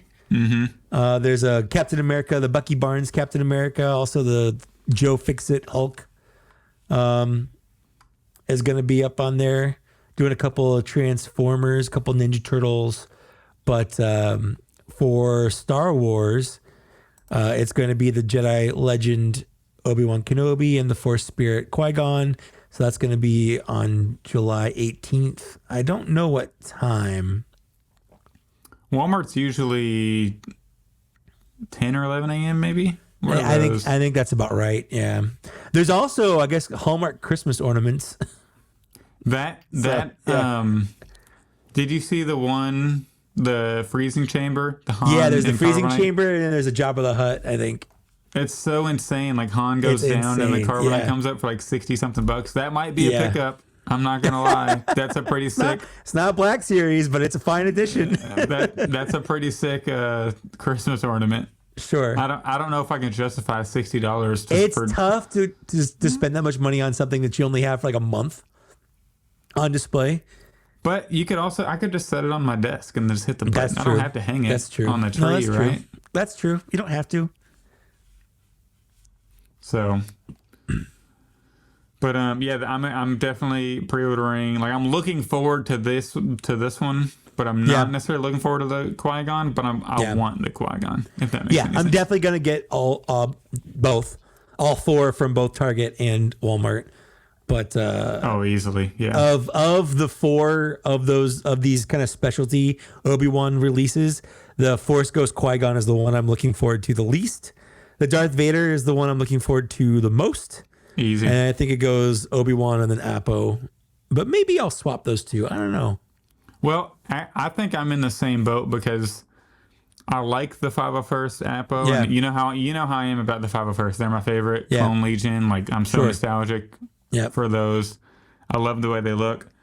But I have 8 of the archive versions, and visually I like the archive version a little better.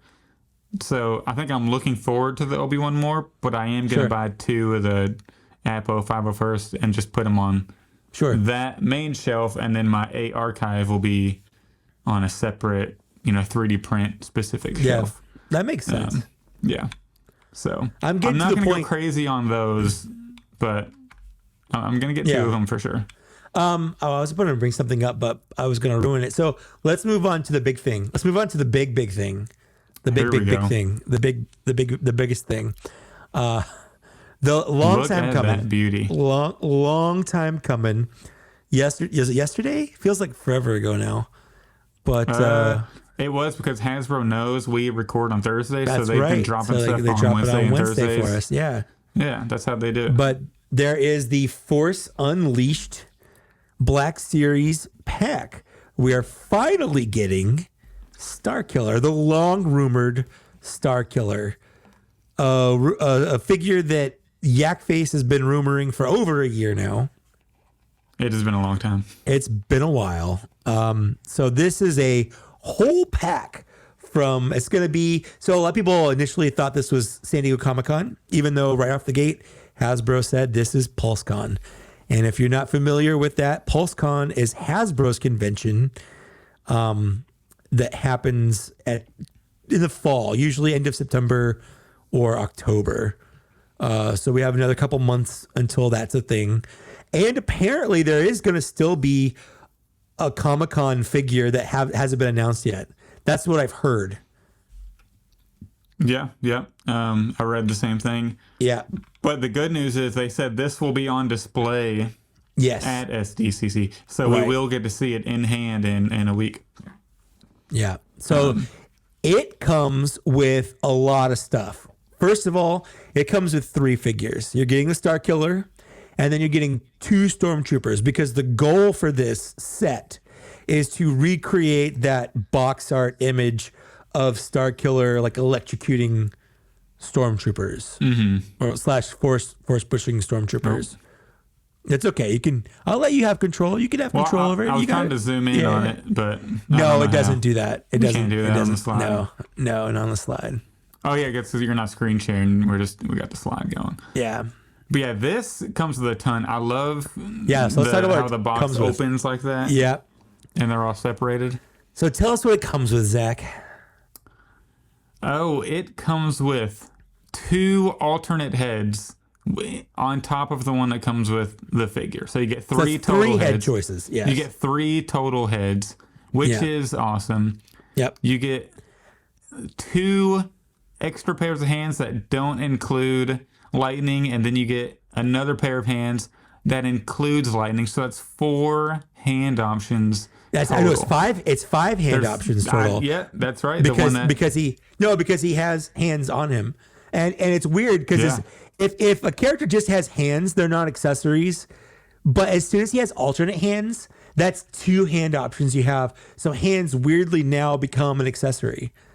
So he has the hands on him, and then he's got 2 more regular alternate hands, which is 3. Okay, no, you're right. Then there's 4. Then he has the lightning hands. And then he has the 1 extra. Yeah, the force push hand. Yeah, so you get 4.5 hand options essentially. Yeah, you get 4.5. So the force push hand has like a weird kind of stuff coming out of it to make it. I guess you could put it towards a figure to make it look like he's force pushing him away or something. I'm not entirely sure how something it works. like that. Maybe like how the box art. No, the box art's a lightning. Yeah, the box art's lightning. So I don't know what's going on with that. He also includes a base that has an explosion effect for like a force explosion effect, which is awesome. Yep. He comes with a lightsaber hilt. He comes with 2 blade options for each blue and red, and each color has a swoosh effect that we haven't seen since Count Dooku. True. In the red box line, which is cool. So that's coming back. That's 4 lightsaber options. Now, here's the question I have. We only see the 1 hilt. I can answer this question. Okay, I can answer this question. I realized it whenever Luke sent the text yesterday. I realized it when I was, oddly enough, cleaning my kitchen earlier today. So last night I watched the Force Unleashed game movie where you watch all the cutscenes and some gameplay of like the cool parts. This is a set from the first game. In the first game, he only uses 1 saber. One lightsaber, yes. It's the right hand, and it's like and he always holds it backwards. Yeah, he does it kind of Ahsoka style where it's pointing backwards, but he only uses 1 saber. Right. So this is not a Force Unleashed 2 set that comes with 2 hilts. Sure. My question though is, if you look at this hilt, it has like a weird kind of split in the middle of it. Mm-hmm. Whereas here, I know he's got his hand right in the middle, but it doesn't look the same. It doesn't look like the same hilt to me. Yeah, like the bottom of it is different than the bottom of the one in the so picture. Maybe it does of him come with with the second hilt. But I don't know. Or maybe this one won't be included unless they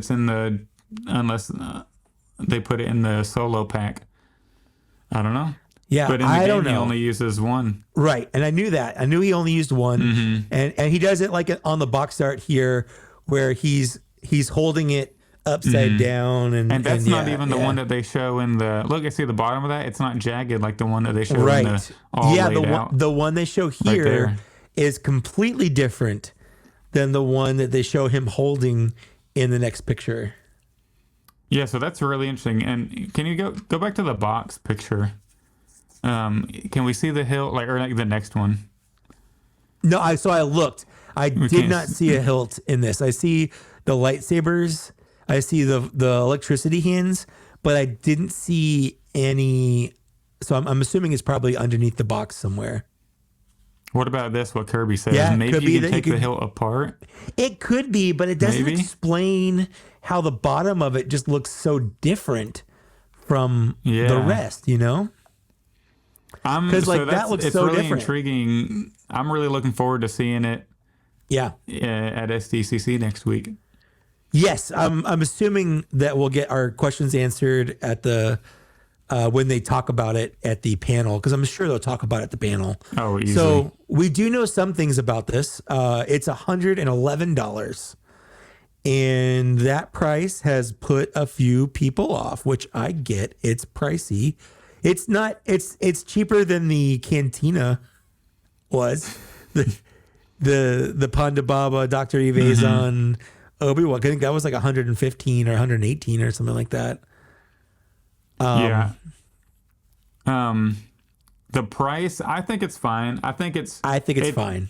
It's probably like for what you get, it's probably $10 to like over, but you also have to pay the little extra for the SD or for the exclusive limited set. So that being an extra $10 is fine, because if you break it down and do the math, 25 for each figure. That's $75 right there. That's 75, and then 25 for all these accessories is easily worth it, because not only do you get a base, you get alternate electric hands, you get 2 extra heads, force push hands, all those saber blade options. So this is exactly $25 easy. So that's $100 easy. Yeah, and then the extra 10 for exclusivity. Yeah, and when we say exclusivity, like so, this is most likely we're going to get. I mean, not most likely, we're 100% going to get a Starkiller in the main line. He's probably going to be deluxe. So it's not that the figure is exclusive; it's this set. Like, even though, so the way manufacturing works, Hasbro doesn't just make a bunch of this toy and put them in different packages. They run the sets together. So when they make, let's say they make, 10,000 of these sets, they make 10,000 of this Starkiller with these accessories, with these stormtroopers, and they kind of batch them all together so that everything is easy. You don't have to worry about packaging things in weird spots or whatever. Like, everything is together as it should be and gets packaged together with the exclusive box.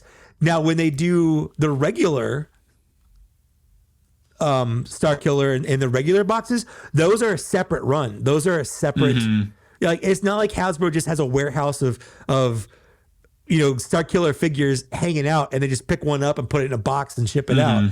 They make these runs separately. So even though they're going to make more Starkillers, this is still considered to be a small exclusive batch for this set, which will mean that it has a higher price because of the amount of work and labor that goes into just making this set and reserving, warehouse time and productivity time and things like that. So that's what we mean when we say small exclusive. Not that this isn't going to also be included in the main line and they're going to make more, but the way logistics works, it's different. Yeah, and also in the main line, you're not getting that base. You're not getting those electric. We don't know for sure what they're getting or what they're not getting. I would be surprised if we got most of this stuff. Honestly, you're not going to get. No, you're in the main line release. You're definitely not getting that base, and you're definitely not getting the base. No, the hands. You're not getting the electricity hands either. So you're probably not getting the old heads. I would be surprised if we didn't get some of the stuff. 100% we're not getting the base, and we're not going to get probably the force hand. But I would be surprised if we didn't get the electricity hands, or at least one electricity hand, and probably just the red lightsaber sets. But because I think Yakface said that this still was going to be a deluxe figure, not a regular release figure. Oh, it's going to be deluxe. I didn't know that. I thought it was just. No, he said in a comment. He said in a comment somewhere that it was going to be a deluxe figure, or that he thinks it's going to be deluxe. If it's a deluxe mainline, then you would get probably electricity hands. Probably not the base. Not the base. I would guess at least one set of the lightsaber colors, probably red, because that matches because it's the Vader's apprentice thing, so he's gonna have a red lightsaber. I would guess at least one extra head, if not two. I think it'd be cool if they did more of a thing like they did with the Amazon Palpatine, where maybe charge 45 and do come with all the stuff. Yeah. See, I was thinking that I didn't know he said deluxe. So in my head, I was just thinking standard, gaming greats release. So it would just be a lightsaber. Yeah, it would just be a lightsaber. And maybe like an alt hand or an alt head or something. I don't even think it'd have an alt hand or head. I think it'd have a lightsaber and maybe the swoosh and the regular blade. Yeah. But if it's a deluxe, then I could see it coming with the electricity for sure, and then the sabers and all that. Yeah. So that's interesting. They'll probably announce it at SDCC or maybe a little longer. They'll talk more about it at SDCC for sure. So we'll have more. Oh, you mean like the standalone? Yeah, I don't know. They'll probably do this. Yeah. We'll see. Well, maybe they'd be smart to wait until after people order it. to officially reveal it in the main line. This isn't going to go on order though until like September or October, whenever PulseCon is. It's true. That's true. Yeah. Yeah. So the figure specifically, I don't know if you have a slide on here of like a close up of Starkiller. No, I don't. Oh, I'm gonna have this, but he has some really good paint on him, in my opinion. He's got the nice green. I think you can see the green better on this slide. Yeah, that green color on his little skirt there and the boots, nice shading. The really good silver paint on the shoulders, and he's even got the arm like rip on the shoulder, nice little damage there, which is so I think they knocked this out of the park, in my opinion. Yeah, no, it looks great for sure. Absolutely. It looks like, everything's brand new on him. No reuse whatsoever. The likeness looks just like Sam Witwer. Mm-hmm. So that's neat, because that's who they used for the likeness, since he also voiced the character. The model, yeah. Yeah. He also voiced Palpatine. He did. That's neat. And like Wilbon says, you never pass on stormtroopers, and that's exactly how I saw it too. My first thought was, oh sweet, 2 more stormtroopers, like another reason to buy more stormtroopers. And then I looked over at my shelf and realized I have too many stormtroopers, so it gave me the opportunity to go through and pull off all the old mold stormtroopers off my shelf. So because of this set, I am officially purging my collection of the original mold of the stormtroopers. It's probably time. It's probably time. It's time. So what about like the painted ones, like the shock trooper? Are you gonna keep those? I probably will also pull those as well. Just now to make them kind of have more of a homogeneous look to them, instead of being less. So it's less hodgepodge, I guess. Yeah. I might keep the sand troopers, because I do have a bunch of the sand troopers, but the regular stormtroopers, the commander, the red storm, the crimson stormtrooper I have, all that stuff, I'll probably just pull them all and start making everything just this new mold, because I love the new mold so much better than the old mold. It's easily it's probably the biggest improvement we've gotten in the line. Pizza the Hut, I arguably. have way too many figures to put in the back row, and the back row of my Imperial shelf is all Imperial officers, and they're full too. So I'm getting to the point where I'm starting to have to make display options, like some serious display options here. Mm-hmm. Space is always tight. Space is an issue. Yeah. It's a premium in our industry of collecting. That's true. But yeah, this set I'm really looking forward to it. And I remember, I'm not even the biggest Starkiller fan. He's not even canon, and I'm super hyped. I said that on the Out of the Basement thing, because like we knew it's coming, but I didn't know it was going to come this week.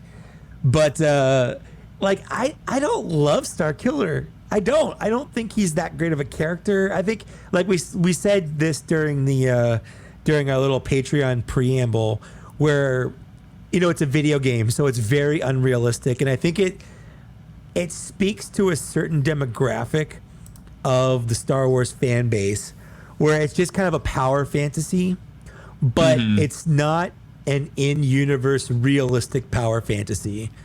And I think for a lot of people, it skews what should be happening in this, like the real limitations to a Jedi or whatever. You're yeah, I agree. In the game, he's pulling Star Destroyers out of the sky, where it's kind of like the old Clone Wars Genndy Tartakovsky, where Mace Windu's fighting a million battle droids with his bare hands. Like, it's cool.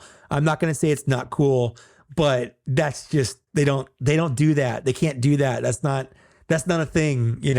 It's too powerful. It's like you said, it's like a little kid writing the story. Like, it sounds cool, but it's not what it is. Yeah, it's pretty over the top. Yeah, for sure. It's over the top. I do think there's room for Starkiller in canon if they want to make like a TV series, or do a Vader series and have it be a Starkiller type thing. But obviously, you've got 20 years of space in between. With tweaks. Vader definitely. Yeah, he Vader doesn't have to definitely be could the have had. reason the rebellion starts. He doesn't have to be the For sure. symbol for No. it starting now. Nope. And Nope. he doesn't need to be that powerful, which obviously Nope. he wouldn't be. But Nope. his character and like the cores of his character could still Sure. literally be the same. Like how Yep. Vader finds him, Vader trains him all those years. Yep. You know, and I was never like a big Starkiller fan, but after watching the game story again yesterday, I like it. I mean, it's a little over the top, but the core story could legit happen if you just tweak some things. Agreed. And I think, you know, maybe he might have been cooler than a couple of the Inquisitors in the Kenobi show.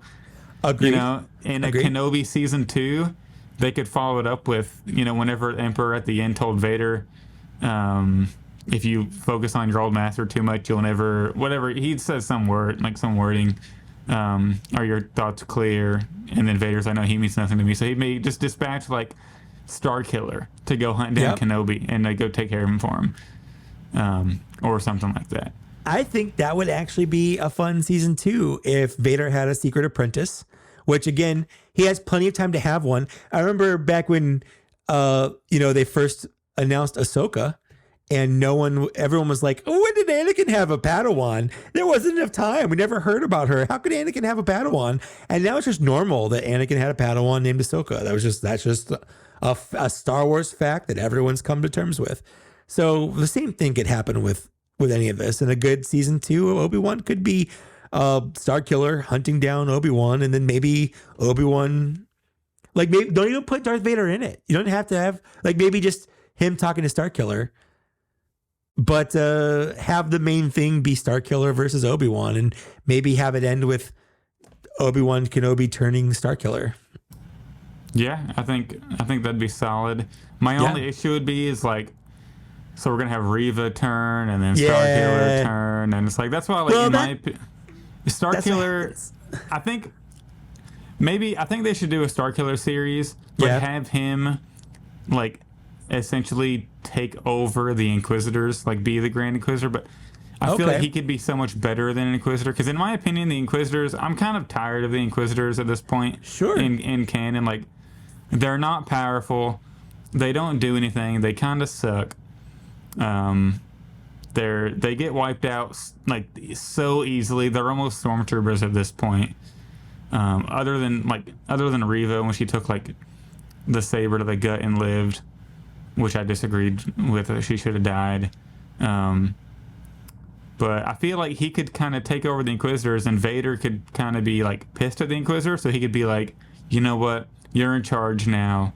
You know, you train them, like actually get these people, like, and it could happen after the Grand Inquisitor dies in Rebels. That could be when Galen or Starkiller is like old enough, and he kind of takes over as the Grand Inquisitor, and they bring him in that way. Yeah. So there's room for him. I think they can squeeze him in. He would definitely be more intimidating than the Inquisitors that do nothing in these TV shows. We already know that Inquisitor that pops up in Ahsoka, I guarantee that Inquisitor is going to die in the first episode. Like, I can guarantee. I'm just going to predict that right now. Like, there's no way that Inquisitor that's wearing the black and in the woods, there's no way that's going to be one of the villains throughout the show, I don't think. We've seen another Inquisitor get killed by Ahsoka in 4 seconds in Tales of the Jedi. The Inquisitors are ass. I'm just going to say it. Well, I mean, that's a truncated version of her fight in the book. Like, it was a bigger deal in the book. Yeah, but that's not canon now, so. It is canon. The book is still canon. The book is, whatever happens on screen is more canon than the book, so. No. It's canon until Dave Filoni changes it. But Ahsoka sliced that dude up in 4.5 seconds, if that. That's what happened. Well, and you know what? I'm okay with that, because the Force, if she has the Force guiding her movements, that's all she needs. Like, the Force is going to win. True. That's just how it is. That's true. But I just think he'd be a big improvement over the Inquisitors. I agree. That we currently have. Yeah. As long as they tone him down. We don't need him pulling Star Destroyers out of the sky. Yeah, he can't be doing that. But here's the thing, if he's on the Imperial side, like, why would he do that? Yeah, true. That's true. Or, Yeah. you know. Yeah. But also, so that covers that. Anything else you want to say about this set? I guess just, there's a lot of people upset with the price and with the fact that I've seen a lot of comments saying something to the effect of, oh, so I'm paying $110 for a Starkiller. Like you're not. Even if that's all you care about, you're not. You're paying $110 for 3 figures. The Stormtroopers, they have value. They have value. Just because maybe you don't care doesn't mean they don't have inherent value. They are Stormtroopers. They are troop builders. You can always do with more Stormtroopers, but if you don't want to buy it, just wait for the regular release. It's not a big deal. It's not a big deal. Or if you want to make sure you get all these cool accessories and you don't care about the Stormtroopers, guess what? You can sell the Stormtroopers. Make some of your money back. It's not hard. Just like they could have done with the Rancor. Sell like the one guard on the card. You got to have $50 back. When I suggested that to someone, they responded to me with, "Oh, why should I piece out and sell off something I bought? Why would I have to buy stuff I don't want in the first place?" I'm like, Hasbro can't control what you want or don't want. I would argue that most people would want a set like this. I want a set like this because I love that it recreates the box art. I think that that's cool. Yeah, so the narrative right now is, wow, $110 for this, but the narrative in 3.5 years is going to be, I can't find that for under $300. 100%. 100%. 100%. Yeah. Just like the Grand Admiral Thrawn set. That's like $400. That's insane. That's people's holy grail. Just because he comes with extra accessories. That's the only difference. He comes with extra accessories. And the Han and Carbonite Boba Fett SDCC 2015, 2014, whatever that was. Like, that's literally the figure we have and another figure we have in a cool box. That's it. Well, I know at the time we didn't have the Han and Carbonite, but at the same time, like, people were still paying, their whole checks for it, essentially. And, but like you mentioned a second ago, I did get a Facebook comment, a comment on my TikTok page that literally said $110 for Starkiller, and I literally replied, word for word, you also get 2 Stormtroopers and a ton of accessories. You're not just getting Starkiller. It's not like they're showing you all this and then you're just going to get like a single cased, like a single pack Starkiller. And also, people are willing to pay $110 literally for an archive Anakin, but you're not willing to pay $110 for all of this. Yep. Like, people literally pay, I spent $50 on Slave Leia at a Comic-Con, or at ICC Con, because I needed it for a display. You don't think I'm going to spend $110 on Starkiller, like an entire set of accessories and 2 extra Stormtroopers? You're crazy. Yeah, it's not even a question. This set, I think Hasbro absolutely knocked it out of the park with this set. They went above and beyond. This is exactly what I've wanted Hasbro to do for years. Like, give us all this extra stuff. Give us a bunch of hands. Give us alternate heads with different expressions. Give us different lightsaber effects.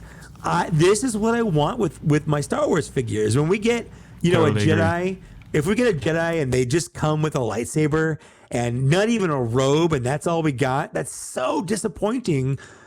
Like, I want all this stuff. I want hand options. I want face options. This is what makes it feel like a toy. Yeah, and it also, like, the cool thing about this set is it gives me hope that, because we haven't seen stuff like this in a while. Like, it's kind of rare we get figures with, like, what are we looking at? 1, 2, 3, 4, 5, 6, 7, 8, 9, 10, like 12 plus accessories. Like, this gives me hope that we can get other stuff, like other 3-packs that include alt heads, alt hands, a base. I'm counting 17 accessories. Thank you. Yeah, like, this is. And whenever I said 12 plus, I only counted the stuff on the left side of the screen. Right. Yeah. So this is like, it gives me hope that we can get other 3-packs. And I know we just got the Force Spirit 3-pack. I love multi-pack sets. They're super cool. I do think, like, I know they're trying to recreate the game art like this. Yeah. Like whenever you open it. I do think what would have more people on board is if maybe they included one regular Stormtrooper, and then rather than a second base Stormtrooper, we got that Black Shadow. What do you call it? The Emperor's Guard. That's black because he's one of the bosses in the game, and he is exclusive to an older set. So I think repurposing that in this set, or like maybe a different version of the Royal Guard that's sort of been released in the Gaming Greats line already. Like the Blue Senate Guard, because you fight those, you fight red ones, you fight the black one. Throwing one of those in here would probably have a couple more people on board, but this thing's gonna sell out. You know what they could have put in there in the box? What's that? A Rancor, because he fights like 100 Rancors. He does fight like 100 Rancors, and they're all. And I was watching it yesterday. They're like blue and green. They're blue and yeah. There's like a kid. It's like a kid wrote it. It's like a kid draw the storyboard for these. Yeah, you like run around was a Fallujah, I think, and there's like 1,000 Rancors on that stupid planet, and then you kill Shaak Ti. And then Shaak Ti's apprentice turns into a Sith, and you fight her. Yeah. Oh man. Yeah, so people, whenever they complain currently about, oh, there's so many Jedi running around, like in modern Disney Star Wars, like, well, back in pre-Disney, when it was still Lucas deciding, in Force Unleashed, literally the first 3 missions, go kill this Jedi.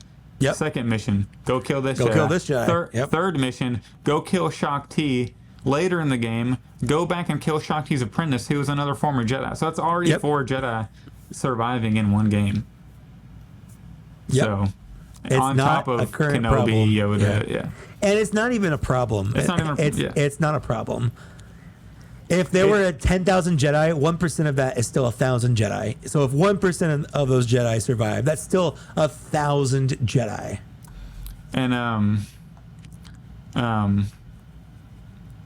like, it's only a problem unless too many people survive Anakin's onslaught specifically at the temple. Like Baby Yoda escaped, that makes sense. Sorry, I mapped that wrong. It's 100 Jedi. It's not 1,000 Jedi, but still, it's a lot of Jedi. Just a little misspeak.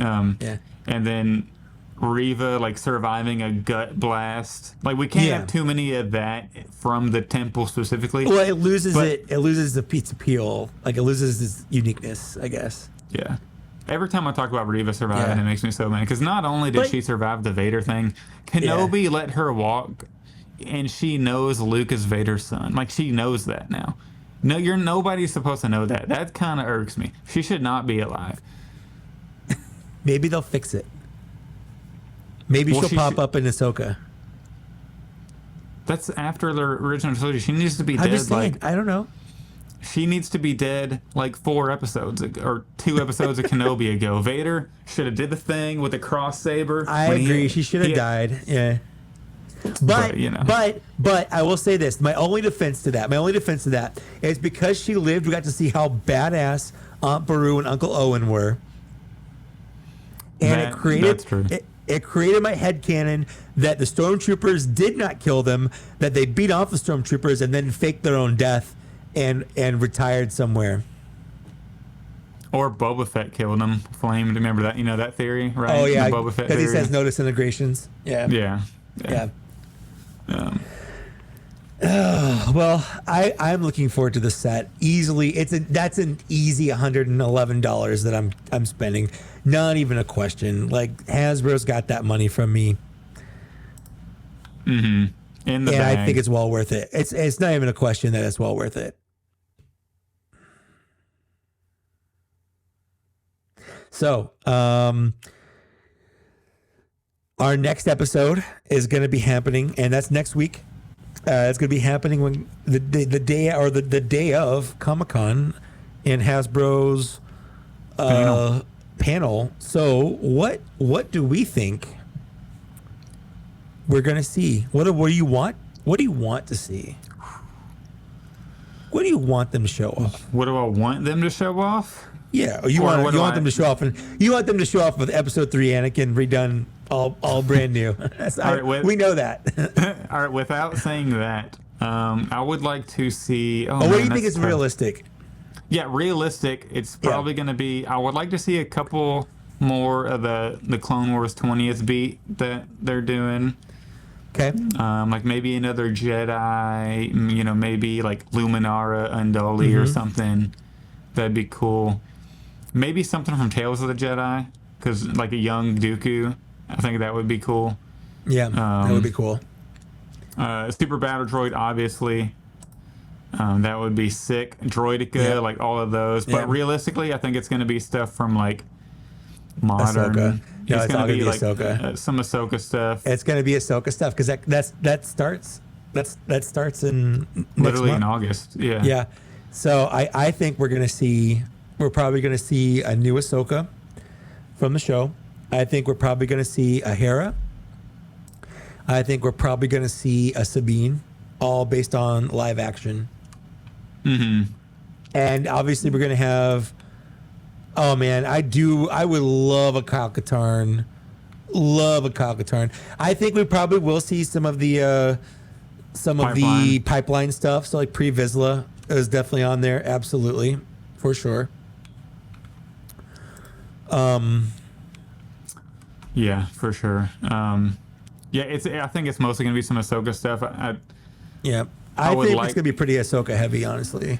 Yeah, we'll definitely see some of the pipeline stuff, like Pre-Vizsla, like we mentioned, and the Padme, Anakin, and some of that pipeline. Because we've seen, I think, from that slideshow where it showed like the Vader, the 501st Trooper, the Kenobi, Grievous. Like we've seen all that except we've seen all those now except for Pre-Vizsla and maybe one more. I can't remember now the other ones. Let's see here. I got my list and I've updated it. So pipeline, not holiday stuff. I don't think we'll see holiday stuff yet. Anakin Skywalker from episode 1, Paz Vizsla, which we probably won't see Paz Vizsla yet. But the episode 1 Padme, they announced the R4. Yeah. And then the Pre-Vizsla. I think that's pretty much it. I wouldn't be surprised if they also showed those archive. If they show those archive pipelines at I hope SDCC, that's going to suck so hard because that's going to take up some really cool slots. Like if they show off Luke Skywalker X-Wing, version 2.0 in the archive at SDCC, that's going to be like really... So hopefully we get some stuff like that. I wouldn't be surprised if like the SDCC set is like another Boba Fett repaint of that old mold that they need to retire. Oh God, I hope not. I know. I just wouldn't be surprised. I might, unless it's like a crazy color like blue or something, or not blue, green. I don't know. Maybe some color I don't have. I'm trying to think. I've got black. I've got white. I've got blue, and I kind of got green with the carbonized one. Have they? They haven't done a. What's the cartoon they haven't done? They haven't done a holiday special one. Droids. You're right. The holiday special one's a little different from the droids. That's a good one. Pizza the Hut yellow. If they do like a yellow one. Oh Lord! Don't give them any ideas. I want a Power Rangers set of that stupid old Boba Fett. The last couple weeks have been so Obi-Wan Kenobi heavy. They have been. I wouldn't be surprised if we got a young Leia in there. I really wish that they would do a young Luke, young Leia 2-pack. And I know they never showed up on screen together, and they shouldn't, because that wouldn't make any sense. But like that doesn't mean you can't sell them as a 2-pack, Yeah, I could see them marketing them as that. Yeah. That'd be neat. It'd be a good way for them to squeeze $5 extra out of you. Yeah, I was gonna say make it a deluxe, like $33 or whatever. Have it come with Luke, and he's got a little maybe a little helmet and stuff, and then come with a Leia. Maybe she comes with a big coat, like a big soft goods coat. Her stand-in from the first episode. Yeah. Yeah, that'd be neat. But hopefully, I'm just excited. Hopefully, we get a lot of Black Series. reveals. I know it's probably Yeah. going to be like TVC Ghost HasLab heavy. We're probably going to see TVC and give the HasLab, which is probably the Ghost. Yeah. But hopefully the Black Series is able to shine in its own corner. Yeah. While the scales are being even furtherly unbalanced in the favor of TVC. Well, we didn't even talk about how they're getting a second Chrysanthemum. So they're getting the regular deluxe Chrysanthemum that they had announced already, which already looks better than the Black Series version that's also coming out. But the PulseCon Chrysanthemum comes with even more stuff and like an alternate head. And it looks great. And I'm so mad. And our Chrysanthemum has nothing. Nothing. He's got the big gun, and that's it. No alt hands, no alt head, no Melu run, no fists. No fists. I think if I had to choose one extra accessory he came with, I would choose alternate fists with the ignited. That, or just maybe like something that can go over the hands to make it look. But I would love fists. Like I want him to have fists. Yeah, I want him like boxing somebody. Boxing, yeah. With the electricity going over the knuckles that he's got. That's the one piece that I would want them to do. Because like the melee run and like the drinks are cool. Don't super care about it. It's neat. It's like a good addition, but that's mostly something I would throw on like the Jabba the Hutt display and just have it sitting in a corner or on the table or whatever. It'd be with other stuff. Exactly. But I still wanted to have it, but I don't really need my Chrysanthemum. I need my Chrysanthemum to have fists. Exactly. Maybe they could do that SDCC deluxe Chrysanthemum that comes with a bunch of stuff. Who knows? Maybe, and if it did, I would buy it. I'd be down. Wouldn't even question it. It'd be $50. Oh yeah, 100%. Wouldn't need both. Nope. Maybe that's why they charge you for the regular ones, because they know. Going back, I think it wasn't for the for Chrysanthemum. I think it was the Luke Grogu 2-pack, because they had them on the same order.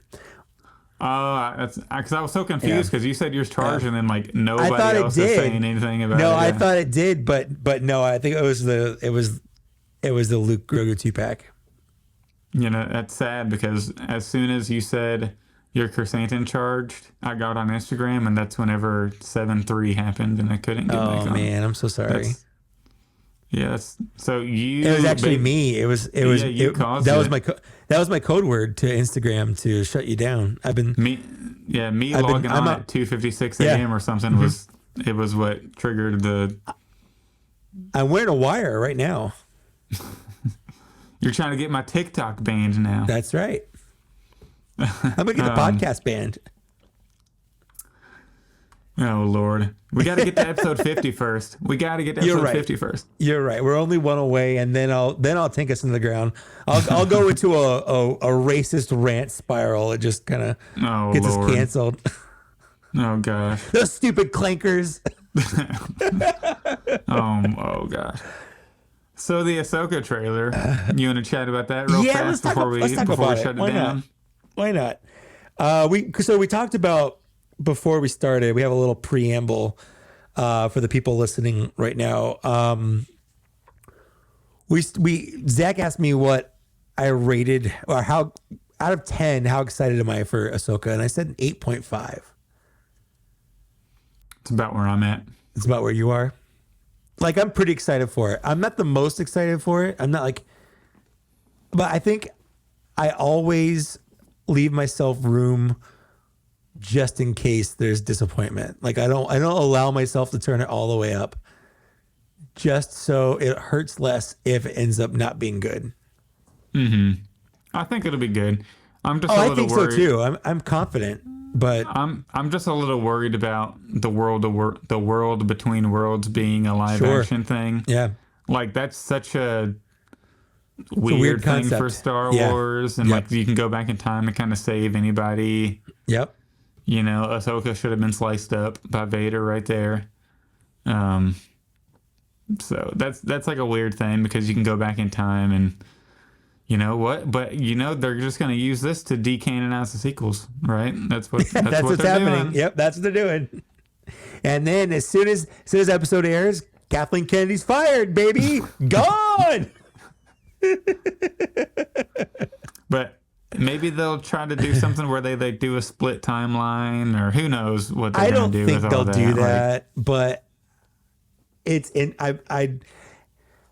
it's interesting, but it looks good. There's a lot of cool stuff in there. There's the E-Wing, looks great. The R2 the astromech droid that looks like the Kenner version of R2 is neat. I'm super curious about what's going on between Sabine and Ahsoka, where she called her Ahsoka Master. Like, is that mean she's suddenly force sensitive, or is that just because she taught her how to use a lightsaber? Like, you know, it was more of a martial arts type master kind of thing. I just have so many questions, and I'm looking forward to getting them answered. Yeah, I'm pumped for it. It's like an 8.5 out of 10 for me. Yeah. The trailer probably pushed that from a 7 to an 8.5. So if I watch the trailer again a couple times, it's a good trailer. Yeah. Maybe that, like, the closer we get, it'll probably inch up to like a 9. Yeah. You know, like the week of, it's going to be like, oh snap, we're close.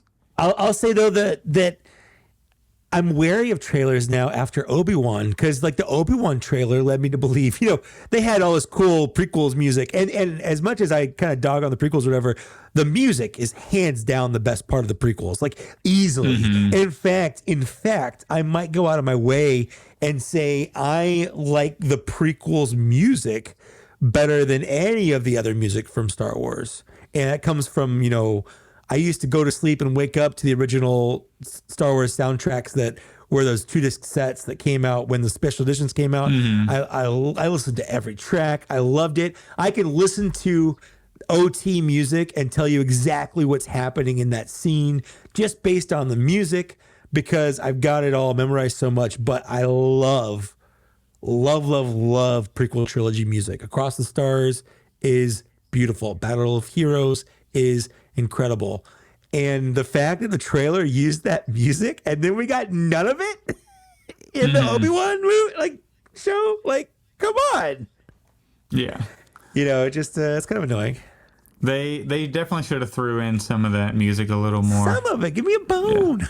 Yeah. But the trailer for Ahsoka looks good. I'll give them that. I love that they're hinting towards the Thrawn stuff and Heir to the Empire. And, you know, I don't want to get my hopes up too much about, like, oh, it's going to be Heir to the Empire, like, which I don't even care if it is, because I don't particularly like those books. I know that's blasphemy to a lot of older Star Wars fans, but I don't think they've aged super well, and I don't really care about them that much anymore.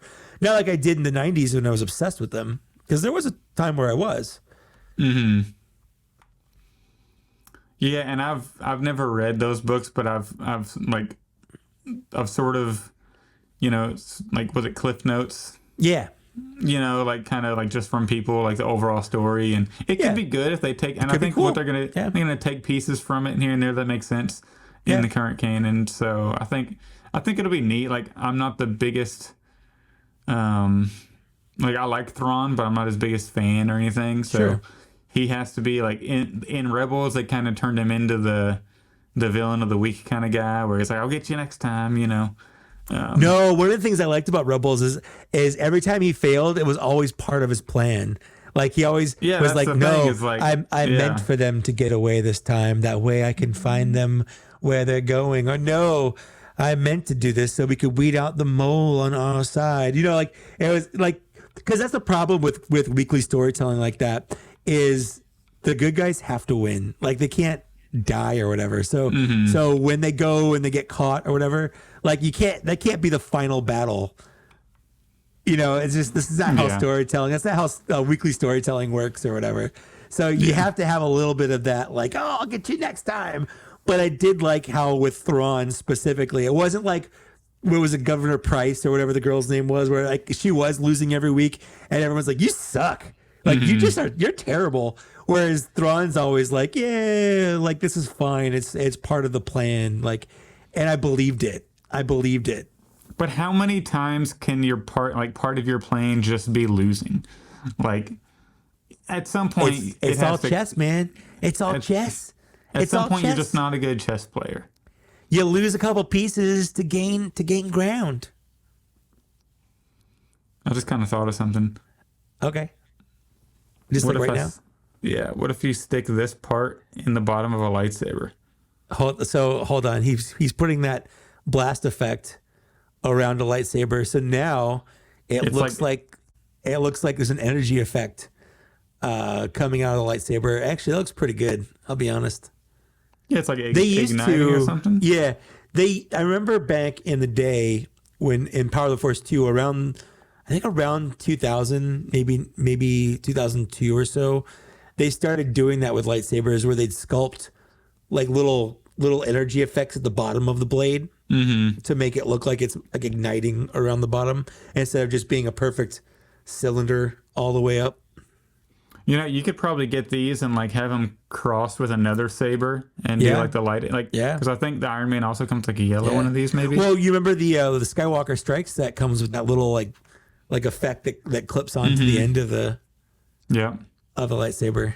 And they should do more stuff like that. Like it's weird they don't. yeah. But I guess going back to Thrawn, like I'm interested to see where they go with it. Of course, Sure. I want the figures from the show already. Yeah. Are you ready for a new Ahsoka? Like, how is this Ahsoka going to be different from the last Ahsoka? Like, Yeah, see, that's the only thing. Like, she looks the exact same. she looks the same. But if they give her a good, She if they does give her have a good, longer Leku or whatever. yeah, I'll probably if they update the longer Leku, and obviously some like a soft good robe like that comes within that 2-pack. Sure. And then maybe like an accessory or two other than the saber.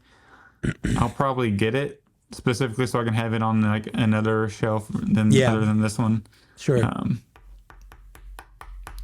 But I'm excited to get the actor who died unfortunately, Ray Stevenson. Yeah, his character Baylan Skull. Even though both of them look a little generic, him and that blonde girl that seems like they're his apprentice. I feel like he could be a really cool character, even though I feel like in the trailers he's a little generic, but he could turn out to be really cool. Yeah, and that's the thing. I'm open for it. Like, I don't know where it's going to go. I don't know what to expect. I don't know. The weird thing about the trailer was like, what happens when you find Thrawn? He's like, unlimited power. Like, what power does Thrawn have to give you? Like, what? What? Is he a battery? Yeah. Like, what kind of power is Thrawn going to give you? I don't get it, but okay. I wonder if he has access to, like, the final order or something, or maybe it could be. Maybe they'll allude to the creation of the First Order or something like that. Because at that point it'd be the First Order, not the Final Order. Like maybe they're talking about how the First Order reformed or something. Well, I wonder if he has a direct link with Palpatine, though. Maybe Snoke will show up. You think Snoke will show up in Ahsoka? A Snoka?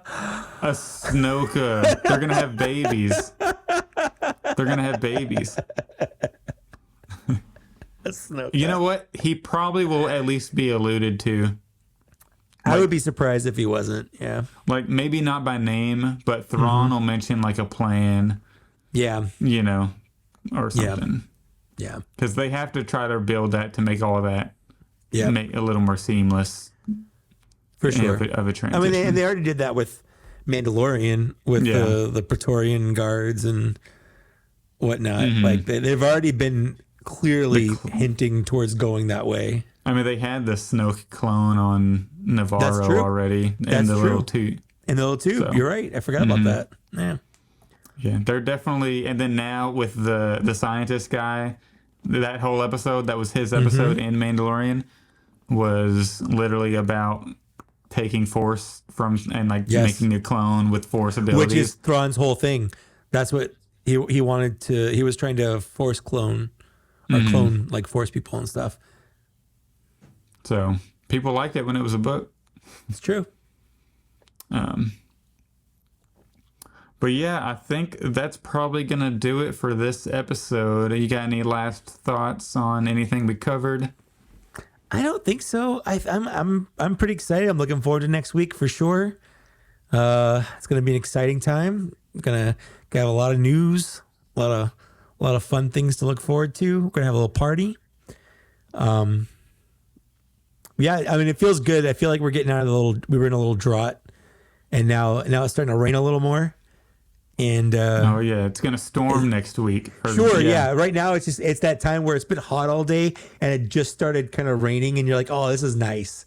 Like this feels good. It's We've gotten raining, 2 reveals each of last week. We got an SDCC or we got a PulseCon exclusive set. Yeah, you know, that kind of like that's like the thunder you can hear in the distance. Yeah, but now next week, SDCC. Next week you're gonna hope your tornado. Your tornado insurance is paid up, or whatever. Your tornado bills are paid.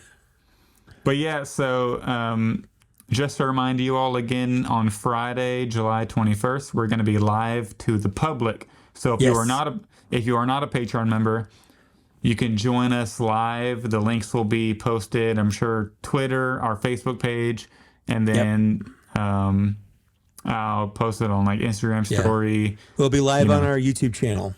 So subscribe to the YouTube Black Series Cantina. Mike, you got any projects or videos you're working on, and where can people follow you on the socials? Yeah, I actually have in the last 2 weeks have posted 2 videos. I did Darth Malik, and then I also did the 2-pack with Cobb Vanth and Cad Bane. So, and then I'm probably going to do Doc Gander sometime soon, and probably one for the Force Ghost. So I got some stuff. I'm cooking, little cooking. He's cooking. He's in the kitchen. Yeah, he's cooking with gas. So that's going to be on my channel. I also did, like I said, I posted a little truncated version of my reviews on TikTok. If you want to go check out my TikTok, it's Mike Case 82. I'm on. Oh my God, I'm on Twitter at Mike Case, but I'm on Threads.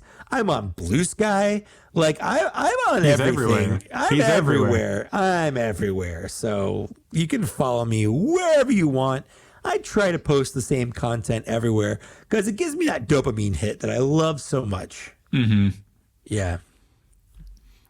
Awesome. Yeah, be sure you go follow Mike across the socials. Go follow my new Instagram because my old one got permabanned. Not even a joke. It's just sad. I'm at Black Series Cantina. Join us on. Also follow my TikTok. That's still got the traditional at the Star Wars Black Series. You know what's messed up? If you Google the Star Wars Black Series Instagram, you can see some of my old posts on like Google, or not. If you Google it, you can see the pictures on Google. But if you click it, it tells gone. You like the page has been like gone. But at least I can see them like on Google. If there's like the history, you still exist. I still exist somewhere out there in the ether. But yeah, follow me on TikTok at the Star Wars Black Series. Patreon, join the Patreon. That's Black Series Cantina. We have merch. We have a sick new pint glass. So if you need, something nice and tall with the Black Series Cantina logos on there to enjoy your cold beverage while listening to your favorite podcast, go purchase that on our merch. We also have a new hoodie, which is pretty awesome. I'll be getting that soon. Follow us on Twitter at TBS Cantina. Join the Facebook group. That's where we're the most active in updating news. I forget about our Twitter page all the time. Yeah. So that group is called Black Series Cantina. I think we're close to 200 members. So go join that. It's always a good time. It's a very positive Facebook community also. Very it's a lot positive, yeah. Yeah, it's a lot more positive than those other Facebook communities. There was another Facebook Star Wars Black Series page where somebody posted they got a holdo at Ollie's for like $6, and everybody in the comments was like making fun of him. And I guarantee that wouldn't. Yeah, I guarantee that wouldn't happen in the Black Series Cantina Facebook page. No, because what I did was I took that and you're like, here's why someone might want that. That is a great figure as a toy, and Ayla Sakura, Bastila Shan, and Aura Singh all used Admiral Holdo as a base body. So for customizers, it's a fantastic figure. And it's a good background character. It's a great background, nonetheless. Colors are colored cool. She has a great head sculpt. The hair looks great. Yeah. And it's Laura Dern. It's Laura Dern. Put in your Jurassic Park collection. Yeah. It's like a good crossover. Never ride a dinosaur. But blackseriescantina@gmail.com if you want to link us to an article to cover on the show, or you want to send us a message. DM me on Instagram, my new page. If you're trying to send one to the old one, it does not exist. So I'm excited to see you all next week. We have only 1 week in between Cantina episodes, which is always fun. So we'll be back soon, sooner than normal. And then we go back to our regularly scheduled every other week. So don't get used to the every week thing. But I will say, as of right now, and this might change, but as of right now, on the 3rd of August, our next episode, we have a fun special guest lined up. One that I've wanted to get on here for a little bit. Yeah, so, we've been trying to get this guest on here for like 20 episodes now. He's just a cool guy, and I'm just happy to have him on finally. So yeah. Anyways, that's it. That's all we got. Go away. Have fun. See you next week. Bye.